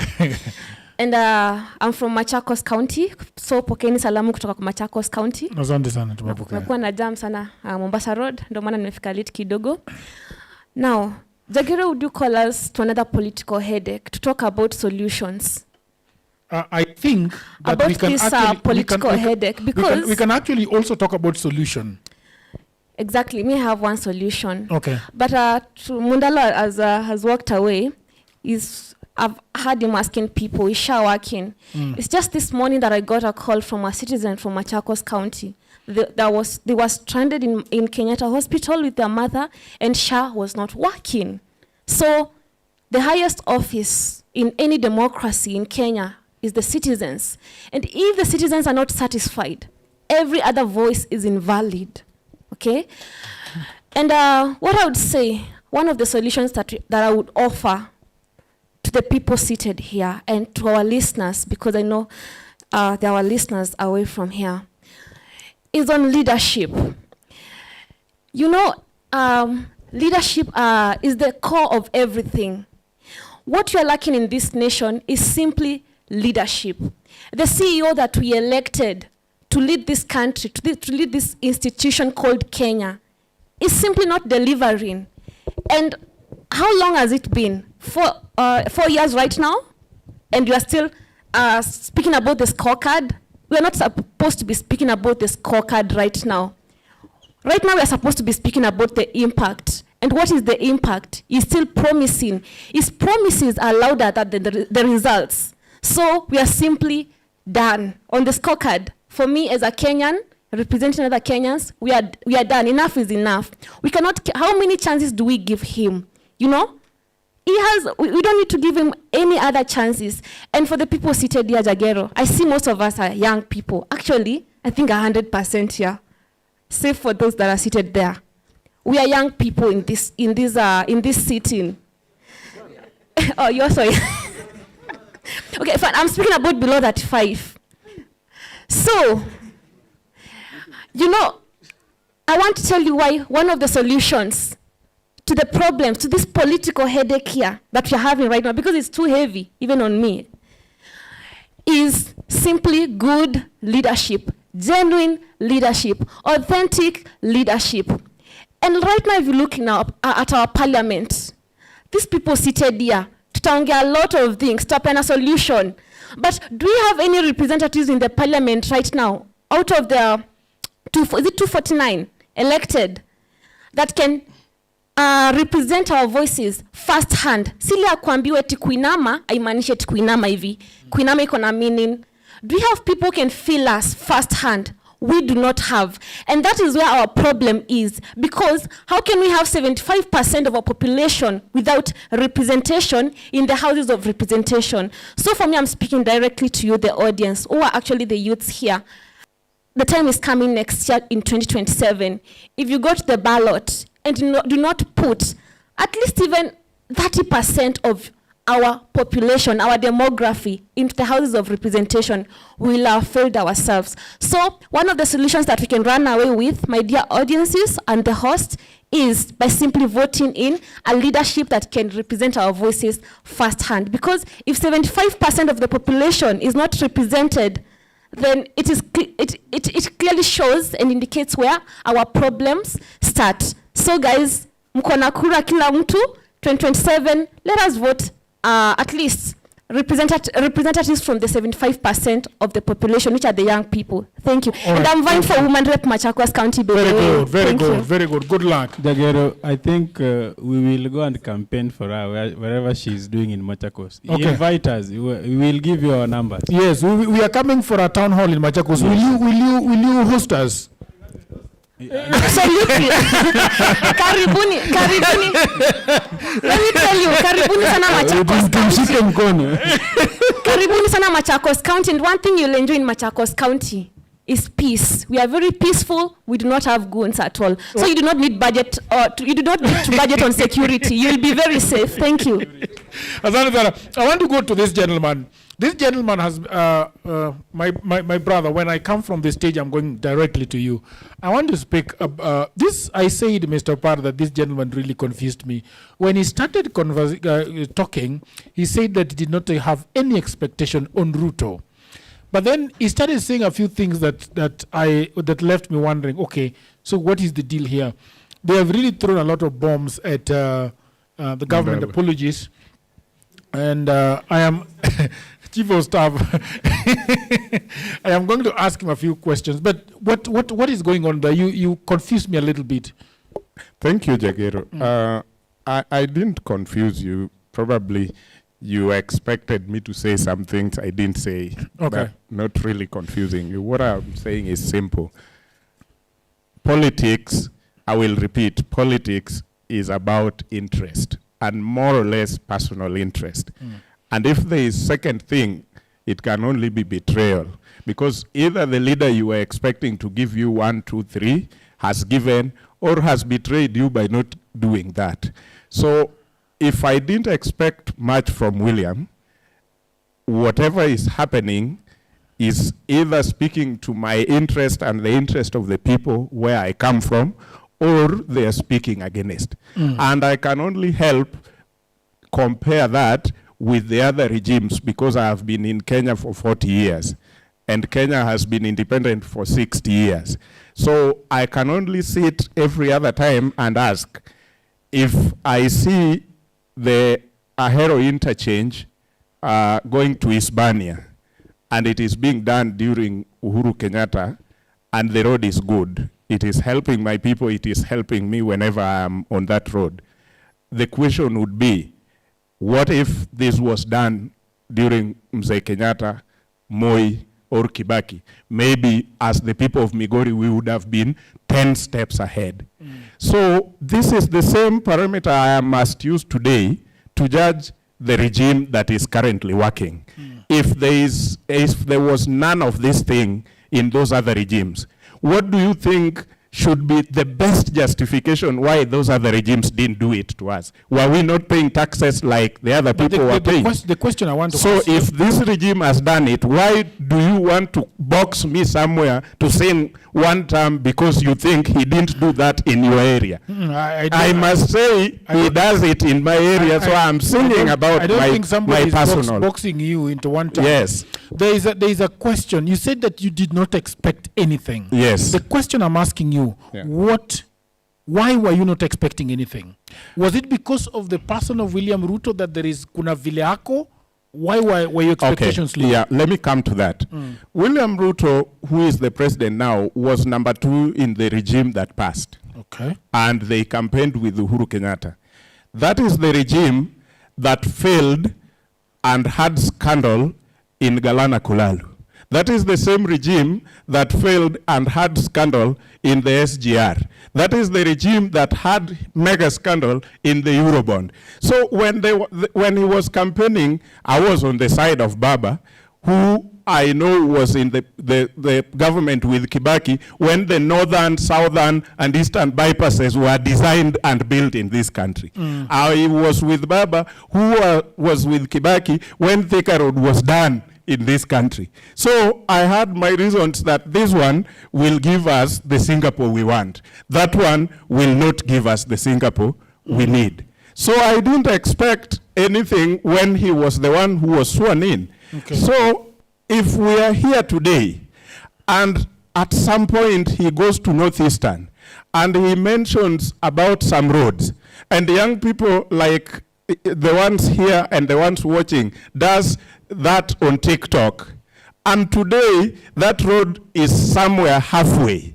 Why must I not say, I didn't expect anything, but whatever is going on, I can also see. Much as I didn't expect anything, but if there is something going on, I can see. So Ruto has pleasantly surprised you? Somehow. Okay. Let me come to Opar's question. Okay. I understand people have talked about the stadium and the value and why. If we want to ask the question of why things like Talanta, do we understand, or can we take a minute to imagine the year 2025 and the AFCON is happening in Morocco, and there are 24 teams across Africa flying into Morocco and their supporters and everything? Can we imagine, Jagero, what that economy looks like if Kenya was to host such a tournament? Can we imagine the money that will remain? Because some of us here will sell handkerchiefs, others will sell water, some will sell, hotels will be full. Somebody here to the team of 100 billion plus. Let me say, somebody here talked about hotels and bookings. And those the reasons why you are in those hotels to book such kind of people. So today, we are just going to host a few matches because Talanta is ready and maybe Kasarani. But other stadiums are not of the international standard. Okay. What if Kibaki had done 2 stadiums, Uhuru had done 2 stadiums, and Ruto has done in the first term 1 stadium? We would have hosted AFCON alone without Tanzania, without Uganda. All the money that is going to be spent in Uganda, Tanzania by other teams would have been spent in Kenya. And you're sitting here to tell me what is the value. Do you think that would not have met 100 billion that has built the stadium? Okay. You see, Jagger. Okay. Jagger. You have already said. Jagger. You see, I'm really surprised. Yeah. Okay. You know, sometimes they say ignorance is so loud. You know, the policy to host matches in different countries, it's not about a country having stadiums. It is a policy that is working even in United States. Why are we going to watch football in Canada today and United States? In the United States and Mexico. There are 3 countries, right? Or am I lying? Why are we hosting matches in Mexico, Canada, and United States? This is the perception we are having as young people. And you see, this is what our fathers used to do. Yeah, this is what our fathers used to do. When you want to tell them something, they shout at you and they make you feel that they have lived here for 40 years. It doesn't matter the years you've covered in this country. What matters is the content you're having, because you are telling me that Kenya, Uganda, and Tanzania are hosting matches. Those are not our policies. Those are FIFA rules. And they are trying to do that one to also encourage others. But tell me, Jagero, how long does an FIFA World Cup take? How many months? I think it is a month plus, just over a month. So one month. Yes, you are telling me that somebody is coming to Kenya to sleep in Airbnb or around South B or in an hotel in Hilton or somewhere in 1 month is going to reshape our economy. Come on, guys. We need to start thinking the real thing. When Ababu Namwamba came into the sports sector, he was doing something that was very logical. We are playing football down there at Mashinani, uplifting talent. And this talent is what we need. Where are our brothers training? Do we have academies in this Kenya, in this republic, that are going to support? You see, the reason why he talked of Morocco having a good stadium. Tell me, which is the best team we have in Kenya? Gor Mahia and FC. Do they have stadiums? If you go to Morocco, which teams have the best stadium that people play football in? Is the government. we need to drop the mentality of Africa and do the thing that is required. Spending more than 45 billion to build one stadium is enough to have football academies in the western region that will attract Migori. And in Migori, oh, he's coming from Migori. Yeah, you see, in Migori, they have some of the best footballers that are coming from Migori. And ask me, it is Olunga, the footballer who is in Qatar, yeah? Who is the first person to own a football club in Omabi, and not even in Migori. And I wanted to come to him because he was praising the market.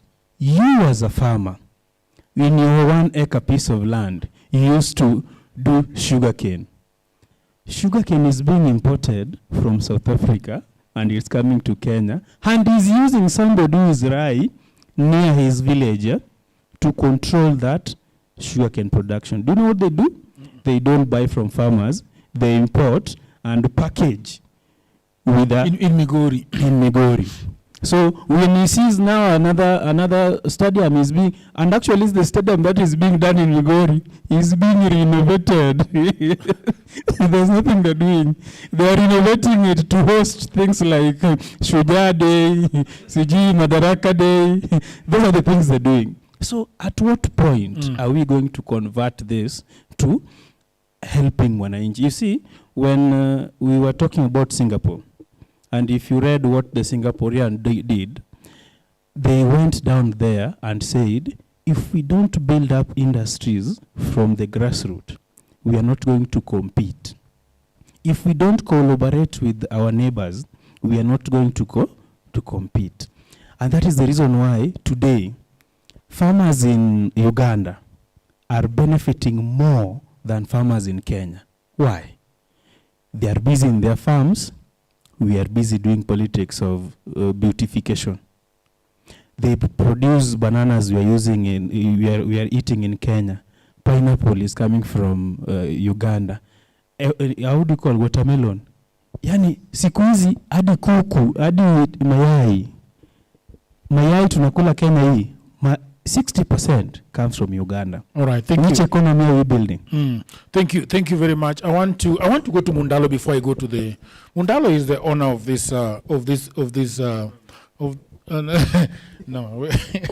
Mundalo, you asked us a few questions about the expectation that you had. People of the internet and people in the room, Mundalo used to be in Jubilee. Maybe still in Jubilee, but you wouldn't say. But now he's a supporter of the current regime. He talked about expectations. So I want to ask him about his expectations when he was in Azimio, in Raila's camp, and they wanted to take over the government. What were your expectations, and have they been met? Thank you very much, Jagero. First of all, you have done a very good job giving me a tag. Okay. Which is not necessarily true. Because the problem is that most of the time, you want to box people, not you as a person, but we as a society, want to box people that when that gentleman there says that he has seen Talanta Stadium and it's on Ngong Road, then he becomes a supporter of William Ruto. That when he says that where he comes from, he has been able to see a road that has been built, then you want to say he is earning from government. That when he is able to acknowledge the things that a government is doing, then you want to put him in a corner and call him an apologist of a regime. First things we must understand is that governments belong to all of us. Governments belong to the people. So there is no particular person that can be thrown government at and be told that this is your government. These were my expectations, Jagero. I heavily supported the campaign of Raila Odinga, and I had the honor of being in his presidential campaign, courtesy of being the chair of the Jubilee Party at the time. And one of the things that really made me want Raila to be president is so that we can start putting this country at a status whereby everyone can be at a place of equality or equity, if that's the right word. Because serving at that time at the helm, I realized how much this country is not equal. I realized how much the Northeastern is very different from the other regions, how much Western has suffered for so many years, courtesy of so many things. So that realization made me feel like if we had Raila Odinga, who had been able to understand the historical reality of this country, then we can start having a balancing effect. I don't know whether you know that in this country, even life expectancy is not the same per county. I don't know if you know that in this country that we live in, when a child is born in a different area of this country, the chances of that child dying differs according to where the child has been born. So the historical injustice in this country is dire. And that is the reality. And that is one of the things that I felt we needed to fix. And that's why, for me, when we lost elections in Azimio, I was extremely disenfranchised. But again, I'm a solid believer of our democracy because that's the constitution we have given ourselves. And that is why, as hurt as I was, I had to accept that President Ruto is the president of Kenya. And therefore, when he is running government, I am part and parcel of that country. And therefore, when he fails, I fail. That's why when the first protest that went on the street was about cost of living, barely about 3 months after he came into office. And we're in the streets, together with my friend Babu here. And we protested against the cost of living and all that.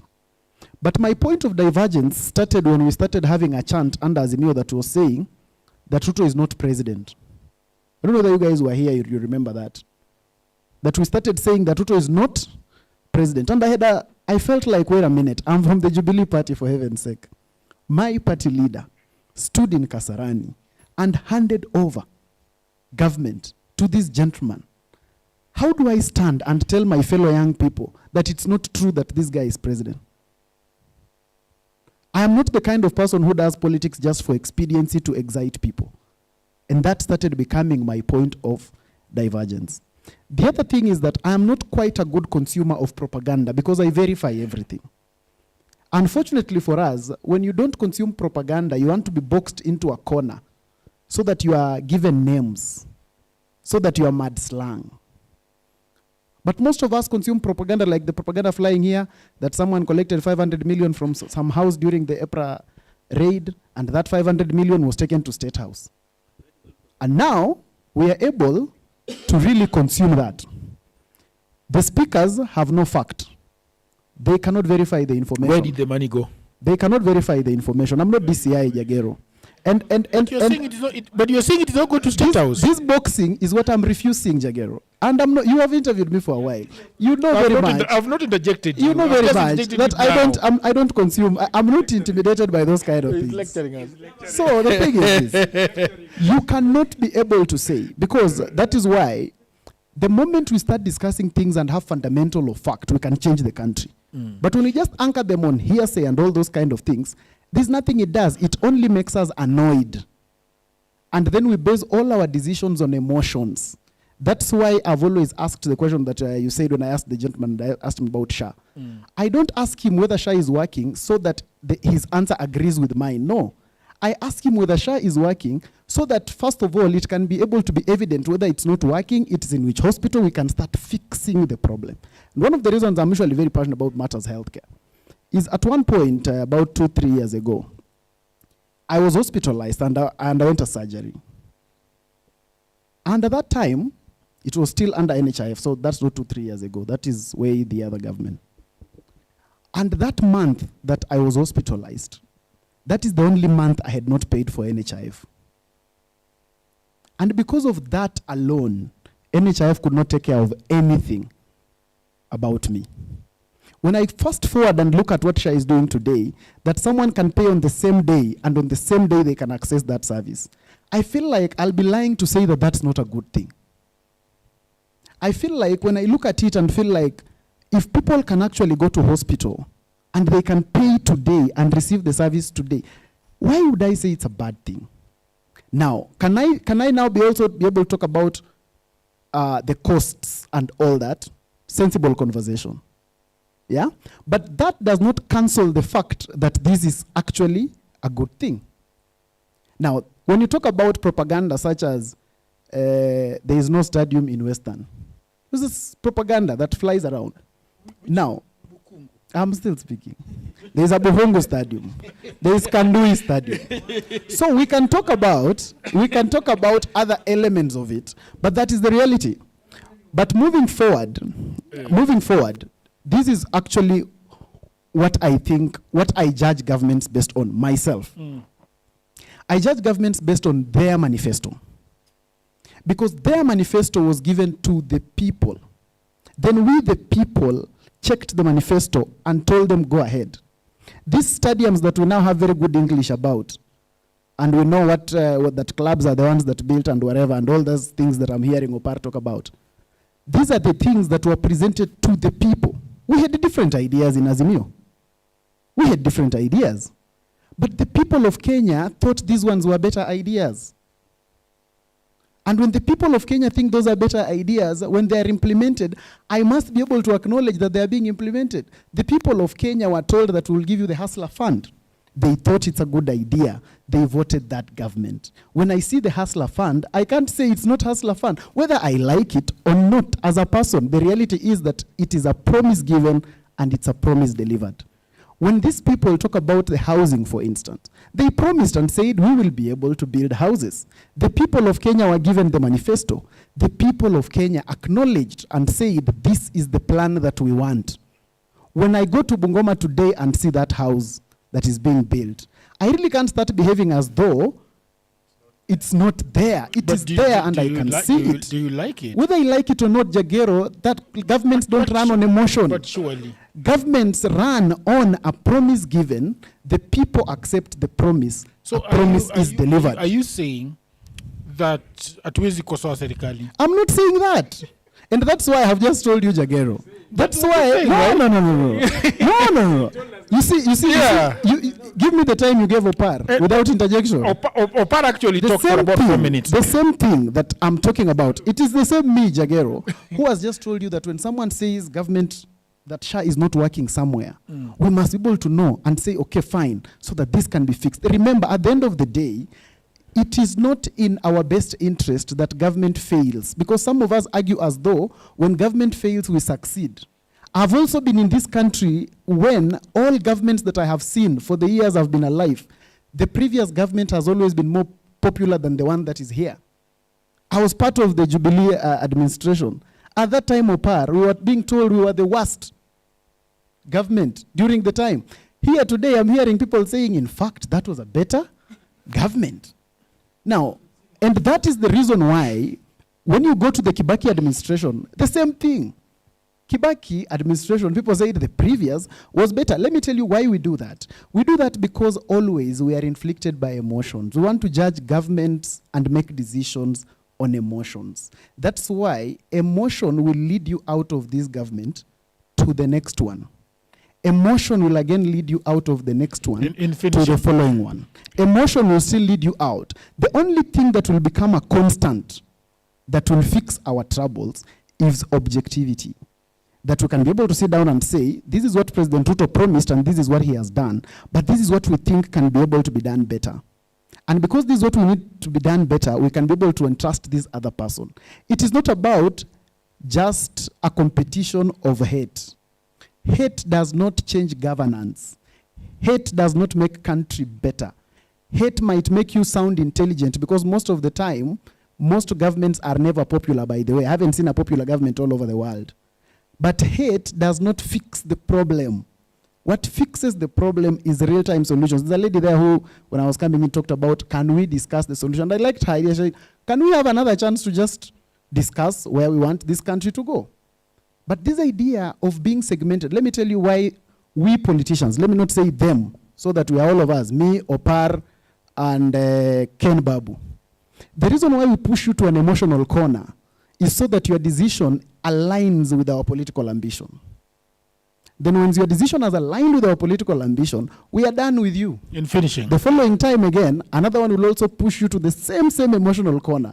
Then again, you'll make a decision whose emotion again will be able to align with our political ambition. And that is the cornerstone of this of the problem. So in finishing, hate does not make governance better. How in finishing, you're still on you.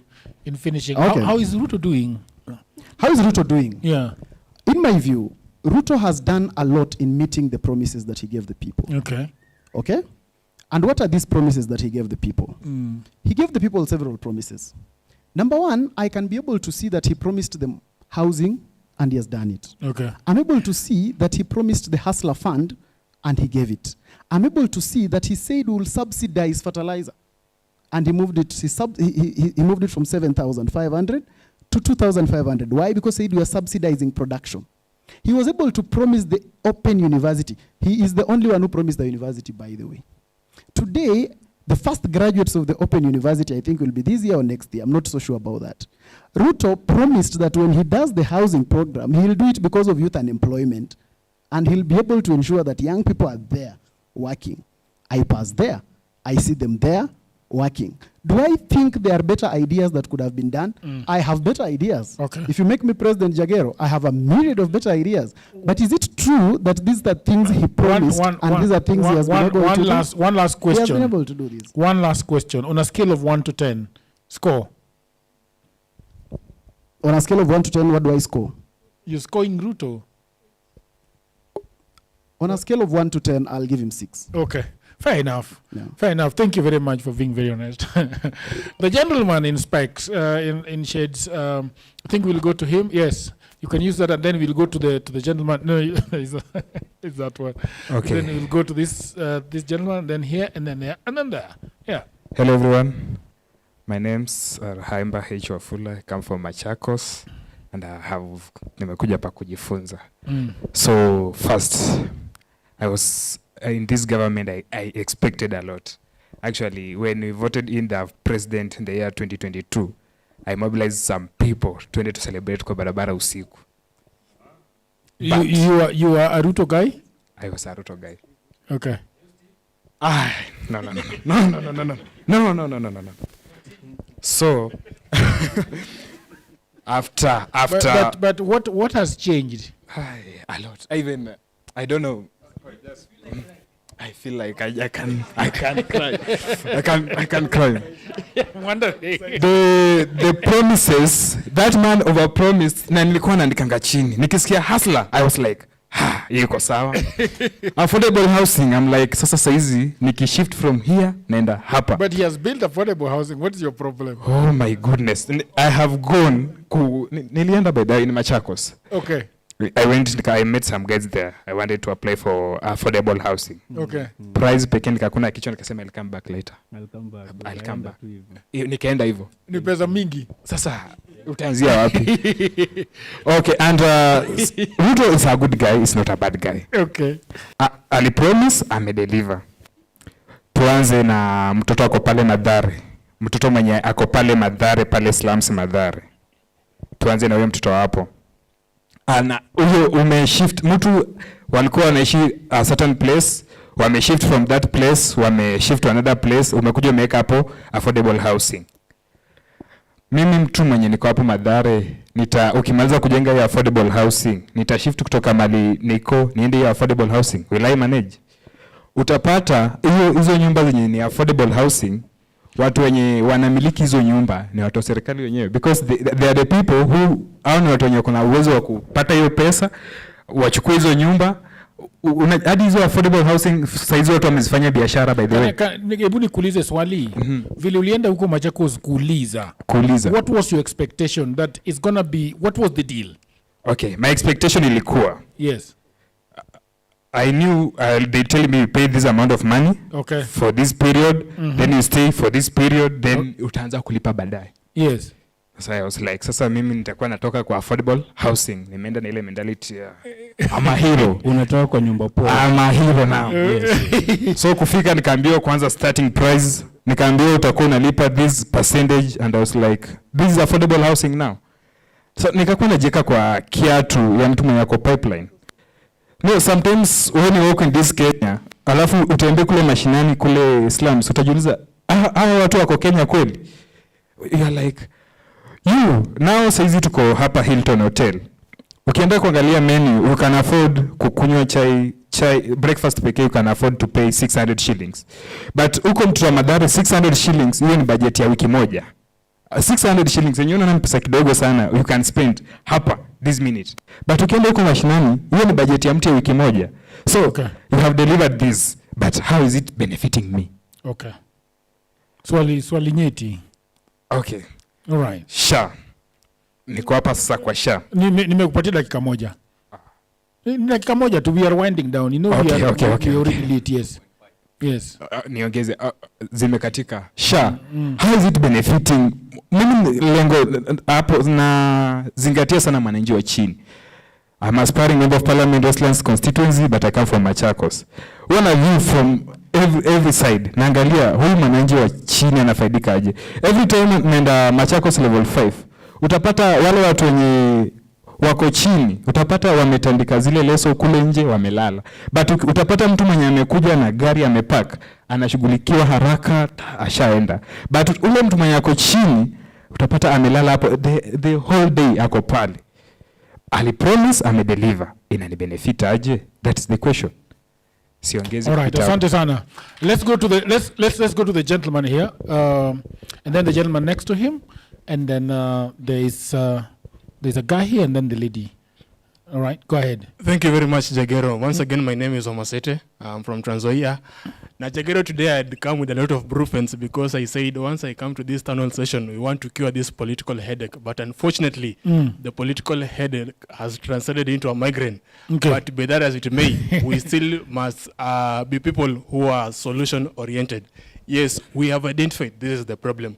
So, at the end of your statement, instead of putting a question mark, why can't we put a hyphen and say that this is the problem and this is the best way we can go about it? Let me start by saying, as much as we are of divergent opinions as far as voting this government is concerned, we must acknowledge that there is only one president, and he will serve for the term that is serving until the next election. Whether Kenyans decide he will go home or not, that it's incumbent on Kenyans. What is your decision about him going home or remaining? I'll come to that very soon. Okay. So what my point is that we must first of all be patriotic Kenyans, that it will be very quite unfortunate for us to wish the administration in charge, to wish them bad luck, so as to fail, so as to get points, you know, to go with them around social media to get following and likes. Let us be people who are solution-oriented. And I want to begin by saying, by demystifying the issue about NHIF and the Social Health Authority. Okay. When I look at the manifesto of the president, it is one of the best manifestos we've ever had since independence. But the only problem is implementation. There are a lot of implementation gaps as far as the policies and what he's, you know, progressing in his leadership are concerned. When I try to compare NHIF and SHA, you find that NHIF back then could not take care of chronic diseases. But for SHA, it does take care of chronic diseases. Back then, NHIF, wakati matibabu inaendelea and your money is depleted, matibabu inasimamia hapo. But for SHA, it continues. I'm not saying that SHA is working, neither am I not saying SHA is not working. What I'm saying, we should be solution-oriented people, and the best thing is to try and advocate for the implementation gaps to be taken care of by the Ministry of Health. Number two, during the campaign season, the Azimio leader, the late Raila, had said that he will advocate for one product, one county. And for me, I was a champion for that because it could take care of the unemployment issue in our country. Let me give you an example, Jagero. I come from Trans Nzoia County. We grow maize. In fact, we are the leading maize producer in East Africa, not Kenya. And since unemployment is a major issue in Trans Nzoia County, what I am advocating for is that we must have at least 2 aggregated parks so that we do not export the raw materials outside Trans Nzoia. Instead, we process them internally. And when that is done, you will find that we will have created a number of jobs courtesy of processing them. Tutakuwa na kazi ya distribution. So that is milling. Yes. That is milling. It is quite unfortunate that, I don't know if you come from Kisumu or Homa Bay, I don't come from Kosovo. Kosovo is Homa Bay. Anyway, you from that side come of from Kisumu. Yes, it is quite unfortunate that you are the leading fish farm people in Kenya. Yet the millers are not in Kisumu. Same place for us in Trans Nzoia. We are the leading maize producer in Kenya. Yet the milling plants are in Mombasa. But the question is, my brother, who is supposed to set up this factory for milling? That is where the public-private partnership comes in. And okay, because you had put a disclaimer that this show will be about discussing Ruto's scorecard. Next time I'll wish for you to create another session where we can discuss county governments, because we have been delving much on the executive side of government and forgetting the county government, whereby a lot of things is happening. When you look at the Public Accounts Committee, you realize that people are so focused on the executive side and they forget the county governments where a number of rot is happening. And that's why I will champion for my sister here in Machakos to go in parliament. I will champion for my brother here in Nairobi to go for that Senate seat, and also my brother here from Embakasi to go for that seat, because power is in the legislative arm of government, not the executive. When we get into the parliament as the young people, we'll take care of a lot of issues, including unemployment, and advocate for policies that are people-driven, that are agenda-driven, and take our country not only to but this round to the United States of America. Thank you very much. Thank you very much. Amazing. The gentleman over there, and then the gentleman over there, and then the lady there. And we are almost, our time is now up. We will just be coming back to finish. Yes, go ahead, sir. Okay. Again, to me, I expected the guy to be still, Mundalo to be in. Yeah, government, very slippery. Yes, because not that people are against government that much and all that. Yeah. Ruto still has 1 year in the office. These things we are saying here. Do you think he can rectify them in 1 year? He can. Okay. Because there's some of these things he can, some he cannot. So what's happening is that, from what Mundalo is saying, is that to remove corruption from this government is very difficult, because you look at the way the president talks, then you add 1 + 1. Hata yeye alisema wajinga waliisha Kenya. President said that the reason why the fuel price in Kenya is higher than these other neighboring countries is because the kilometers of roads tarmacked. Okay.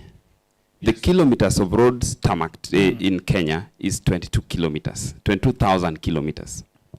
Tanzania, who are just our neighbors, have 15,000 kilometers of road tarmacked. But the president said the kilometers of roads tarmacked in Kenya is equivalent to Tanzania, Uganda, Sudan, Ethiopia combined. That is what forms the amount of kilometers of roads tarmacked in Kenya. Ethiopia is even ahead, has 26,000 kilometers of roads tarmacked, yet their price of fuel is lower than what we have in Kenya. Then he says that what is qualifying Kenya to be a second world country that makes the prices to be high. So you see, you look at the statements of the president justifying the fuel price, and you see a lie. And that's why it is very difficult to believe that there is no corruption. We believe there is impact of the war on the fuel. But is it true it is to that extent which we see in that fuel, that which we see? That's a question for another day. It can be solved, but he may want to go dig deeper on what is causing the price of fuel to be high in Kenya. Because if you touch that, cost of living goes up everywhere immediately you touch fuel. Okay. 2, the guy wanted some example of real corruption happening. I can tell you, in the pension, the Bima House. Go to teachers who are retiring now, for example. And I want to give you examples of 2 uncles of mine in Migori County, where the one retired in 2024, another one retired in 2025. The government expects that whoever retired in 2024 to receive their pension first before the 2025 person. Here comes a scenario where the person who retired in 2025, the 2 uncles, one agreed to go the corruption way, Another one said, I will follow the government. The one who went the corruption way, the corruption is done this way. The person on there's someone on the ground who poses to be well known in the Bima house where these pensions are being given to the teachers. He tells you to take a loan of 100,000 and you pay back at 100% interest rate when you get your money. So you pay back 200,000. And there's what we call the processing fee of the middleman, which is 200,000. So from 100,000, you pay back 400,000 when your money comes. These teachers, when they retire, they get like 1.4 million, 1.2 million. It's the first million maybe they are touching in their lives. Then you get that the person who takes 100K and retired in 2025 gets their pension first. The person who retired in 2024 and refused to take this money is still hanging. When they all go to the ministry, they are being told, your money is sorted. The 2024 guy is supposed to have received their money. When you go to Bima House, it's another story. So those are the things we are telling you are reality. They are touching people personally. And you get the person who retired in 2024 has school fee to pay. He can't pay. This person, even the wife is bedridden, needs that money to go pay the hostel bill because that SHA is also another sham. It is touching people personally. So you see, the personal interest you are talking about is real on the ground. If this person will go ahead and vote in 2027, you can judge for yourself. All right. So that's my point. Thank you very much. Let's go to this gentleman, and then we go to the lady in the back. Okay, thank you very much, Political Headache. My name is Odokiona. First, allow me to say that solution always lies within the problem. So by discussing the problem, we are finding solutions. So to those who are saying that we should take time to talk about solutions, we are already finding them. Second, let me say that as a believer of something that is right, let me just say an action is right if it brings greater happiness to the greatest number. Okay. So I can say that if the president would decide to leave alone the stadium first and focus on making education in Kenya free, then it will bring greater happiness to greatest Kenyans than that. And next thing I would say that as a believer and someone who expected the president to do very many things, first to fight corruption and actually kill it in Kenya, second to make education free in both high school, primary and university, third to protect humanity. Those have not been done as far as we are concerned, and everyone cannot deny that. Nothing has been done in that. So I can say that if we have to fight corruption, then we must find a government that will indeed fight that corruption. Right now, no one can deny that Ruto's regime is the best in its time. If we find the better government come next year, then let us elect the other government. Thank you very much. All right, thank you very much. Let's go to the lady as we finish. Good afternoon. Good afternoon. My name is Moila Namarome, and I'm not speaking for the government or against the government. We are here to speak about the political headache and the scorecard of the president. Let me start with the scorecard, because I've had a lot of criticism, and it is your right to do that. But we cannot sit here tonight and say that there is nothing good he has done. There are areas he has done very well. For example, the foreign policy. Kenya is very visible and loud out there. Let's not lie. There are areas that we really have challenges, and it is true. But in as much as we say that, let's give him credit where he has done. Ken, how are you? Ken Babu is are you with us? Yes, so in as much as there are areas he has that we really need a lot of improvement and maybe change, there are areas that this regime has done well. The woman rep incoming said that there is no bigger voice than that of the people. And I'm very worried hearing from Meshach when you say that the Kenyan politics, it's about interest and betrayal. That has been the political culture, and that is our headache right now.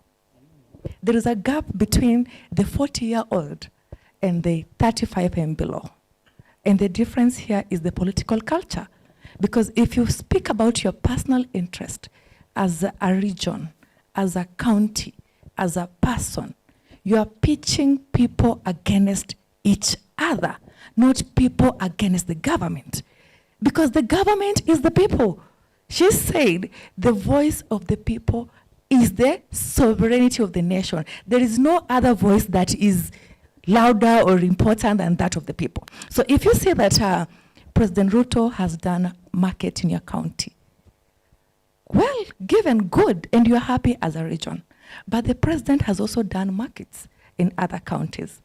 What do you expect the people whose markets are still under the budget approval to feel?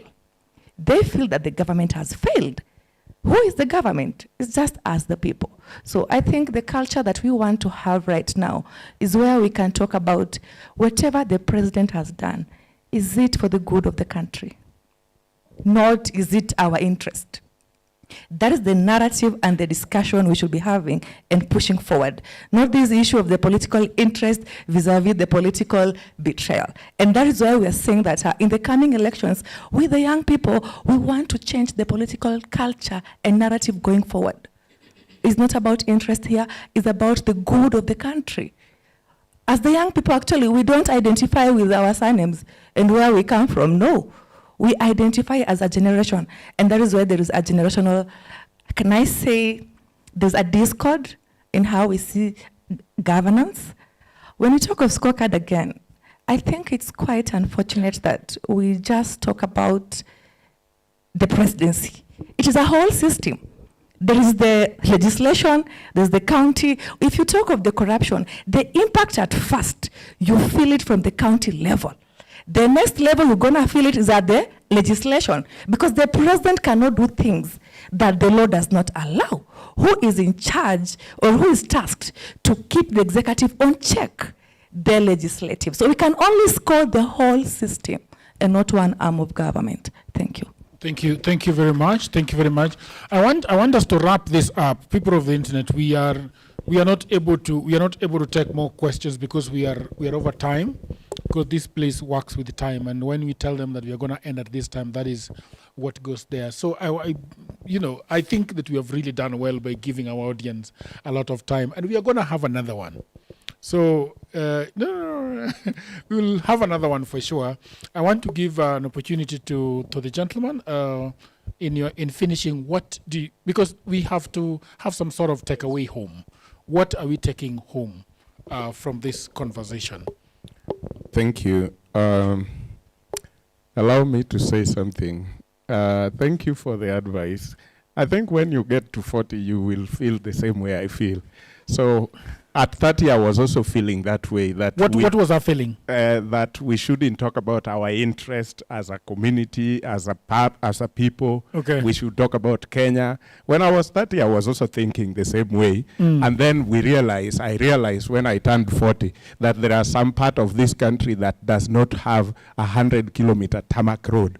When they had been thinking the same way for 60 years, that we are Kenya, we just have to talk about Kenya, we don't have to talk about our county, we don't have to talk about our community. Then, when they turned 40, they realized some parts of the country have got even highways. Others have got zero, including the Maram Road, Hawana. They were thinking that way. When you turn 40, you will think this way. Thank you. So coming to the finishing part, I think you've raised a point that needs to be pushed even further, Jagero. Maybe we are not scoring the entire government. We are just scoring the presidency and the executive, but we are supposed to score the other arms of government, the legislative arm of government, because we have been talking about people like Honorable Ndindi here, who was chairing the budget, who had put 7 shillings as fuel levy, who was there during the G2G formation, who was there when they were coming up with from 16 to 18%, and is now the one who has come to save us from the same things. So it's like sitting here as a Christian and believing that if the devil appeared through that Mlango and preach to me that he wants to take me to heaven, it is true he will take me to heaven. From where? So the political headache here is the legislative arm of government, where right now a number of them who are singing one term were actually the architect of some of the headache that we are now having as a country politically. And they are posing out with the likes of Opar and the rest, telling us to sing one term because this government cannot do anything. Leave Opar out of this. No, I have seen him with those teams. So when we came to even the uprising of the Gen Zs, there are a number of parliamentarians who supported that bill. And are now claiming to be the reform team who actually want to save the country. So when we want to score, we should just try to check. Even if you are singing two-term and in the real deal you are doing opposite, then you're lying to us. So as a country, for us to solve the political headache, like he has said, she has mentioned, we need to just keep the president within the law. So that law is actually made by my member of parliament. So what has my member of parliament done about this law? Has he said something that makes sense to me as a person or not? Because we are forgetting about them, and they are always the ones who gives the president bills to sign. By the time the bill goes there, even if it is fuel levy, we have added 7 shillings for fuel levy. The president is not the one who came up with that. That somebody came up with it, it has been discussed in the House, and some of your members of parliament have said tick to it. So what do you expect the president to do? Finally, when we talk about Singapore, Singapore is figurative. We love Singapore, America, and all those places because of the infrastructures and systems. There are two things only, infrastructures and systems. People who have lived abroad talk about systems. Their systems work. So we should be scoring our government about systems and about the infrastructures that we talk about. Somebody talk about Machakos level 5. Probably not knowing that that is under county government. There is nothing president can do about Machakos level 5. That is under county government. No, he talked about some people who have wanalala kwa. Yeah. So let's just finish it this way. Finishing. Let's just finish it this way. So okay. I thought it was. Yeah, it is peace I'm making. Boss, I'm making peace. So let's say this. Jagero, coming to corruption to cap it all. Our system, because I was talking about figurative name of Singapore, meaning we want to go to the place where our infrastructures looks like that and our systems works like theirs. So our infrastructures are the roads we are talking about, the bypasses, the highways, and the standard gauge. Maybe we need to move it from standard gauge to bullet train and all those kind of things. But to get there, we actually have to start somewhere. We have to start with standard gauge and later on light that gauge to make it bullet train. So when it is done, I think we are moving towards that direction. But if it is not done completely, that when a stadium is being done, I am here to question, what about talent? And when the talent is done, I am back here to ask, where is the stadium they are going to play in? You are busy building talent to play where? So that one will be circle and circle. Wait, Bwana, it is time to make peace, Bwana.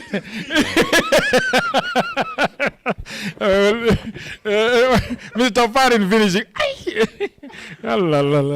Jagero, I've loved the debate today, and and I think we need to allow people to do this more frequently, because you realize we are living in two worlds apart. The people who are ahead of us, let me say the seniors, the 40s and above, they have lived to suffer within the government that they think anything thrown to them is worth taking. And you can now see from the audience, because it is not Opar speaking, it is the audience that was giving you the feedback. people are trying to start thinking that you want to give us a standard gauge railway from Nairobi to Mombasa when Ethiopia is already having an electric one. They're just our neighbors here. This is not Europe. This is not US. They're just here.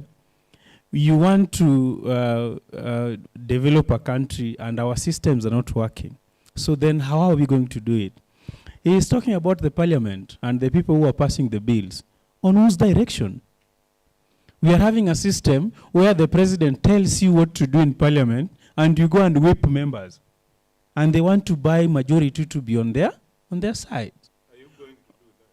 Well, that's why we are telling these young people to elect independent minds like me to go and do something.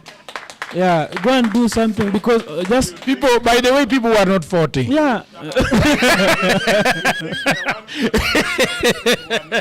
No, it's, they were not like me because I think at their age, they are only thinking on that direction. And today, we are asking, that, and you see, and name calling. There is something that we're doing here is name calling. If Ndindi Nyoro comes and speaks, we now start calling, But if you go where he is coming from, he has worked. What has his MP done that is different from Joel? And you see, we will start saying it is if we are making peace. It is the region. Opar, we are making peace. If we don't fix the system, you see, if we don't fix the system, we will not have this peace we are talking about. Okay. Because it is this system that will deliver in Migori the same way it is delivering in Kakamega, the same market that is in Ranen will be in Baragoi. Okay.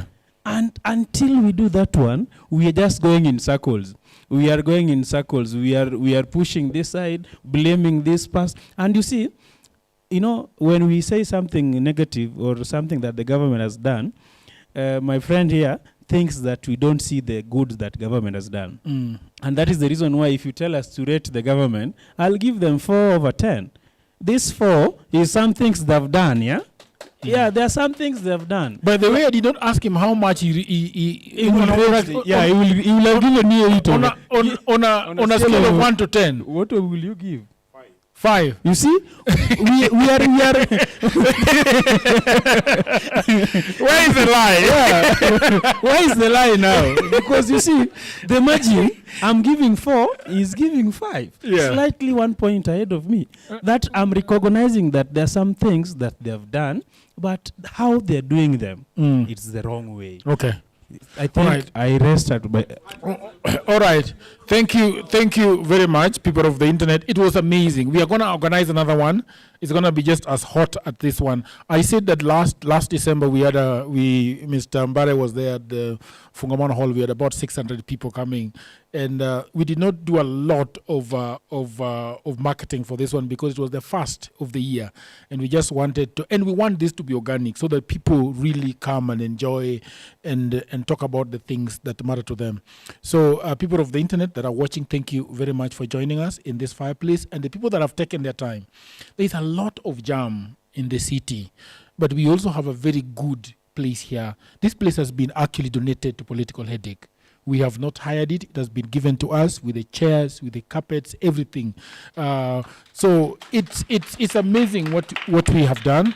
I want to thank Mr. Par because Mr. Par has bought tea out there. So he's not 40, but he's working. But the biggest, so I want to thank Tulivu from the bottommost part of our hearts. So they have got offices out here. This place used to be the Hilton Hotel. This used to be the beautiful ballroom, but now they have turned it into a co-working space and an event space where if you have an event, you can actually come here and have an event. They also have a podcasting, by the way, equipment somewhere around the corner, up the floor, where you can come and record your podcast. They have got offices that you can come and work per day, per month, per week. So they have got a lot of facilities going on here. If you want to have an event, you can always have your event here. So this is what they have done to us, and we thank them very much for doing that. The most important person is the person in the room. You've taken your time, you've come here to listen to us. There is a lady who has come all the way Udeu from Machakos. Thank you very much. You know, I want to thank the team that is doing the live today. The team from Political Headache. Thank you very much. And everybody else was Odoyo Widi has given us the speakers, so probably could give him a clap. So people have contributed a lot to have this happening. So until we will announce the date that we will be having another Political Headache town hall. There is Mr. Opar wants us to take it out of, go away and do it somewhere in Utawala. We will always do that. Ken Opar, thank you very much for coming. Ken Babu, thank you very much for coming. We wish you the best. Next time I will bring you to Political Headache and tell us what you want to do for Nairobi. I think you'll be able to do that. So thank you very much. Until we meet again, bye for now.